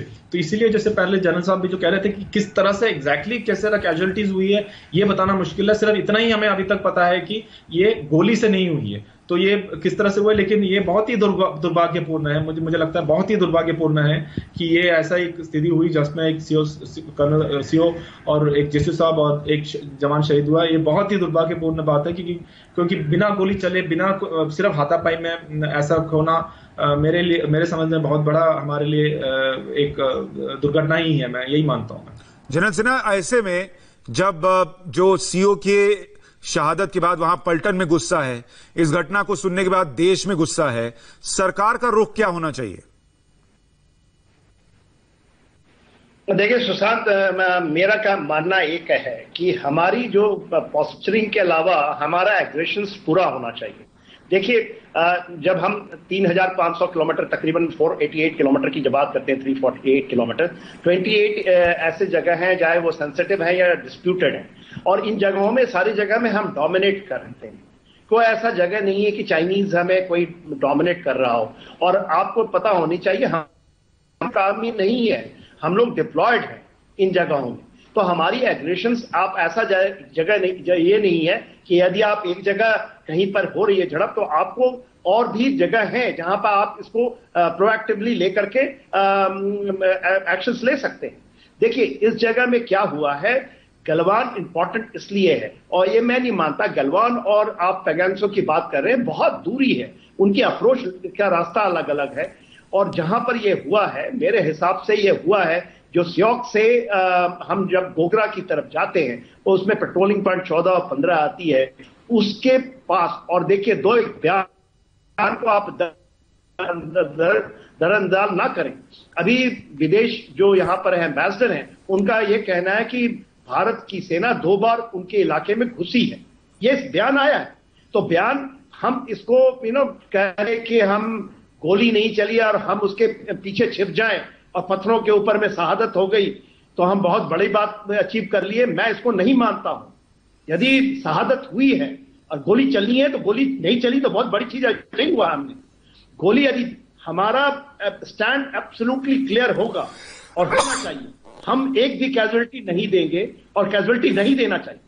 यदि आप इस तरह के इन चीजों के पीछे छिपेंगे, तो आप देखिएगा आने वाले समय आपके लिए डिफिकल्ट होगा, आप इसको ब्रश असाइड नहीं कर सकते। ये तो, लेकिन अगर ब्रश असाइड नहीं करेंगे तो क्या करेंगे सर? आप एग्रेसिव हैं, ये हम कह रहे हैं कि चाइना मारे गए हैं, बताना चाहिए चाइना कितने मरे हैं। नहीं, मैं दूसरी चीज पूछ रहा हूं सर, अगर ब्रश असाइड नहीं करेंगे, अगर उनको मैसेज देंगे, तो फिर तो वहां गोली चलने की नौबत भी आएगी। ऐसे बातें होती है क्या? सामरिक चीजें ऐसे नहीं होती, सामरिक चीजें होती है ताल ठोक के सामने से। आप इसको नहीं कह सकते गोली नहीं चली, गोली नहीं चली। गोली क्या अचीव कर लिया आपने? जनरल सिन्हा, आप ये कह रहे हैं गोली नहीं चली, वो छोड़िए, लेकिन अगर अभी हालात ऐसे हैं, तनावपूर्ण है, शहादत हुई है, तो गोली चलाने की नौबत भी आए तो चलानी चाहिए। जी हाँ, क्यों? क्या घर रखा है क्या ये हथियार? देखिए, पीस एंड ट्रैंक्विलिटी की जो एग्रीमेंट्स है ना, ये 5 एग्रीमेंट का फायदा चाहे, और उसी के कारण उसने डेवलप कर लिया। हमारे लोग कहते रहे पीस एंड ट्रैंक्विलिटी के और ये डॉक्यूमेंट को आप बाइबल मानिए, और बाइबल मान के कुछ ना करें। आज भी बैठ करके हम बाइबल मान रहे हैं। वो आपके 3, एक ऑफिसर और 2 एक जेसीओ जवान को मार गए। हमने ये कह रहे हैं कि हमने मार दिया, तो हमें बताएं कि कितने मारे हैं हमने। और आप नफेले पत्थर से मार दिया और रॉड से मार दिया, ये क्या बकवास कर रहे हैं आप? ये क्या चीज है? अरे भाई, ये ठीक है, आप ये कह रहे हैं कि शहादत अगर हुई है तो उधर मैसेज जाना बहुत जरूरी है कि ये बर्दाश्त नहीं किया जाएगा, और वो मैसेज देने का तरीका भारत सरकार को सोचना होगा। इस पर थोड़ी चर्चा और करूंगा सर। बड़ी खबर आ रही है कि झड़प में चीन के 11 सैनिक घायल हुए हैं और चीन के 5 सैनिक मारे गए हैं। ये इस वक्त की सबसे बड़ी खबर। भारत की तरफ 3 शहादत की खबर मिल रही थी, इस वक्त ये जानकारी मिल रही है ग्लोबल टाइम्स की रिपोर्टर के हवाले से कि चीन के 5 सैनिक मारे गए हैं और 11 सैनिक घायल हुए हैं। और ग्लोबल टाइम्स, आप ये मान के चलिए कि चीन का सरकारी अखबार है, वो लिख रहा है, तो ये एक तरीके का चीन का कबूलनामा आप मानिए। मनीष, देखिए, अभी तक की सबसे बड़ी खबर है, क्योंकि ग्लोबल टाइम्स के चीफ रिपोर्टर के द्वारा औपचारिक तौर पर यह लिखना यह बताता है कि जहां भारतीय सेना की 3 कैजुअलिटी, जिसमें कर्नल रैंक ऑफिसर और 2 जवान शहीद हुए हैं, तो वहीं चाइनीज पीएलए की तरफ से 5 कैजुअलिटीज हैं, यानी 5 जवान चाइनीज पीएलए के इस झड़प में मारे गए और 11 के लगभग इंजर्ड हुए हैं। और ये आंकड़ा बढ़ भी सकता है। चाइनीज जो ग्लोबल टाइम्स है, चाइनीज, आप ये समझ लीजिए चाइना का एक तरीके से वो ऑफिशियल पेपर है, या आप समझ लीजिए पूरी तरीके से चाइना के कंट्रोल का पेपर है। उसके तरफ से उसके औपचारिक तौर पे जो वेनवेन है जो वहां की चीफ रिपोर्टर हैं उनके मुताबिक कहा गया कि करीबन चाइनीज पीएलए के 5 जवान शहीद हुए और इस झड़प के अंदर 11 बुरी तरीके से जख्मी हैं। आपको ये बता दें, जिस तरीके से हम अनुमान लगा रहे थे, भारतीय सेना के ऑफिशियल सोर्सेज के द्वारा भी ये बात कही गई थी कि चाइनीज पार्ट पर भी, यानी चाइनीज पीएलए की तरफ से भी काफी ज्यादा कैजुअलिटीज हैं। लेकिन वो कैजुअलिटीज का फिगर क्या है, ये अनुमान लगाया जा रहा था कि चाइनीज पीएलए उसको नहीं बताएगा, लेकिन ग्लोबल टाइम्स के ऑफिशियल रिपोर्टर के मुताबिक अभी ये कैजुअलिटी का फिगर करीबन 5 है। चाइनीज पीएलए के 5 जवान मारे गए झड़प में, इसमें ये भी पता चल पा रहा है कि उधर जो कैजुअलिटीज हुई है 5, उनमें अधिकारी कितने हैं, सैनिक कितने हैं? देखिए, अभी तक इसकी ऑफिशियल जानकारी नहीं दी गई, लेकिन ग्लोबल टाइम्स के द्वारा जब ये कोट किया गया, उसके रिपोर्टर के द्वारा कोट किया गया, तो आप ये समझ लीजिए कि चाइना की ऑफिशियल कैपेसिटी में जो डिटेल्स हैं वो इनको दी गई और वही वो बाहर आई हैं। और ये एक कंट्रोल्ड भी हो सकता है और ये साइऑप्स का तरीका भी हो सकता है, लेकिन आपको हम ये बता दें कि ये जो रिपोर्टर है ये ग्लोबल टाइम्स की हैं और इनके ऑफिशियल कैपेसिटी में ये बात इन्होंने कही कि करीबन इसमें अभी तक 5 चाइनीज पीएलए के जवानों की डेथ हुई है, मौत हुई है और इस एक्शन में मारे गए और उसके बाद 11 इंजर्ड हैं। एक और बहुत इंपॉर्टेंट बात है कि ये पूरा गलवान का एरिया जो है स्ट्रेटेजिक तौर पर चाइनीज पीएलए यहां पर दबाव बनाने की लगातार रणनीतिक कोशिश कर रहा था और इसी के लिए कल देर रात झड़प भी हुई और इस झड़प में भारतीय सेना के कमांडिंग ऑफिसर 2 जवान शहीद हुए। तो उसके साथ साथ चाइनीज पीएलए की तरफ से औपचारिक तौर पर यह कहा गया। तो आप ये समझ लीजिए सुशांत, इस समय 3488 किलोमीटर के लाइन ऑफ एक्चुअल कंट्रोल पर भारतीय सेना और चाइनीज पीएलए का दबाव ईस्टर्न लद्दाख के इस पॉइंट से बढ़ता हुआ नजर आएगा। ये बहुत बड़ी खबर है मनीष कि जो एलएसी पर हुआ है वहां पर तनावपूर्ण स्थिति बनी हुई है और जो कर्नल डिनी कह रहे थे कि अगर भारत की तरफ कैजुअलिटीज हुई हैं, शहादत हुई हैं, तो ये मान के चलिए कि भारत ने ऐसा जवाब दिया होगा कि उधर भी कैजुअलिटीज हुई होंगी। ग्लोबल टाइम्स की चीफ रिपोर्टर हैं वैंग वेननेन, उन्होंने ट्वीट किया है, रिपोर्ट से 5 PLA soldiers were killed and 11 were injured at LAC China India border yesterday.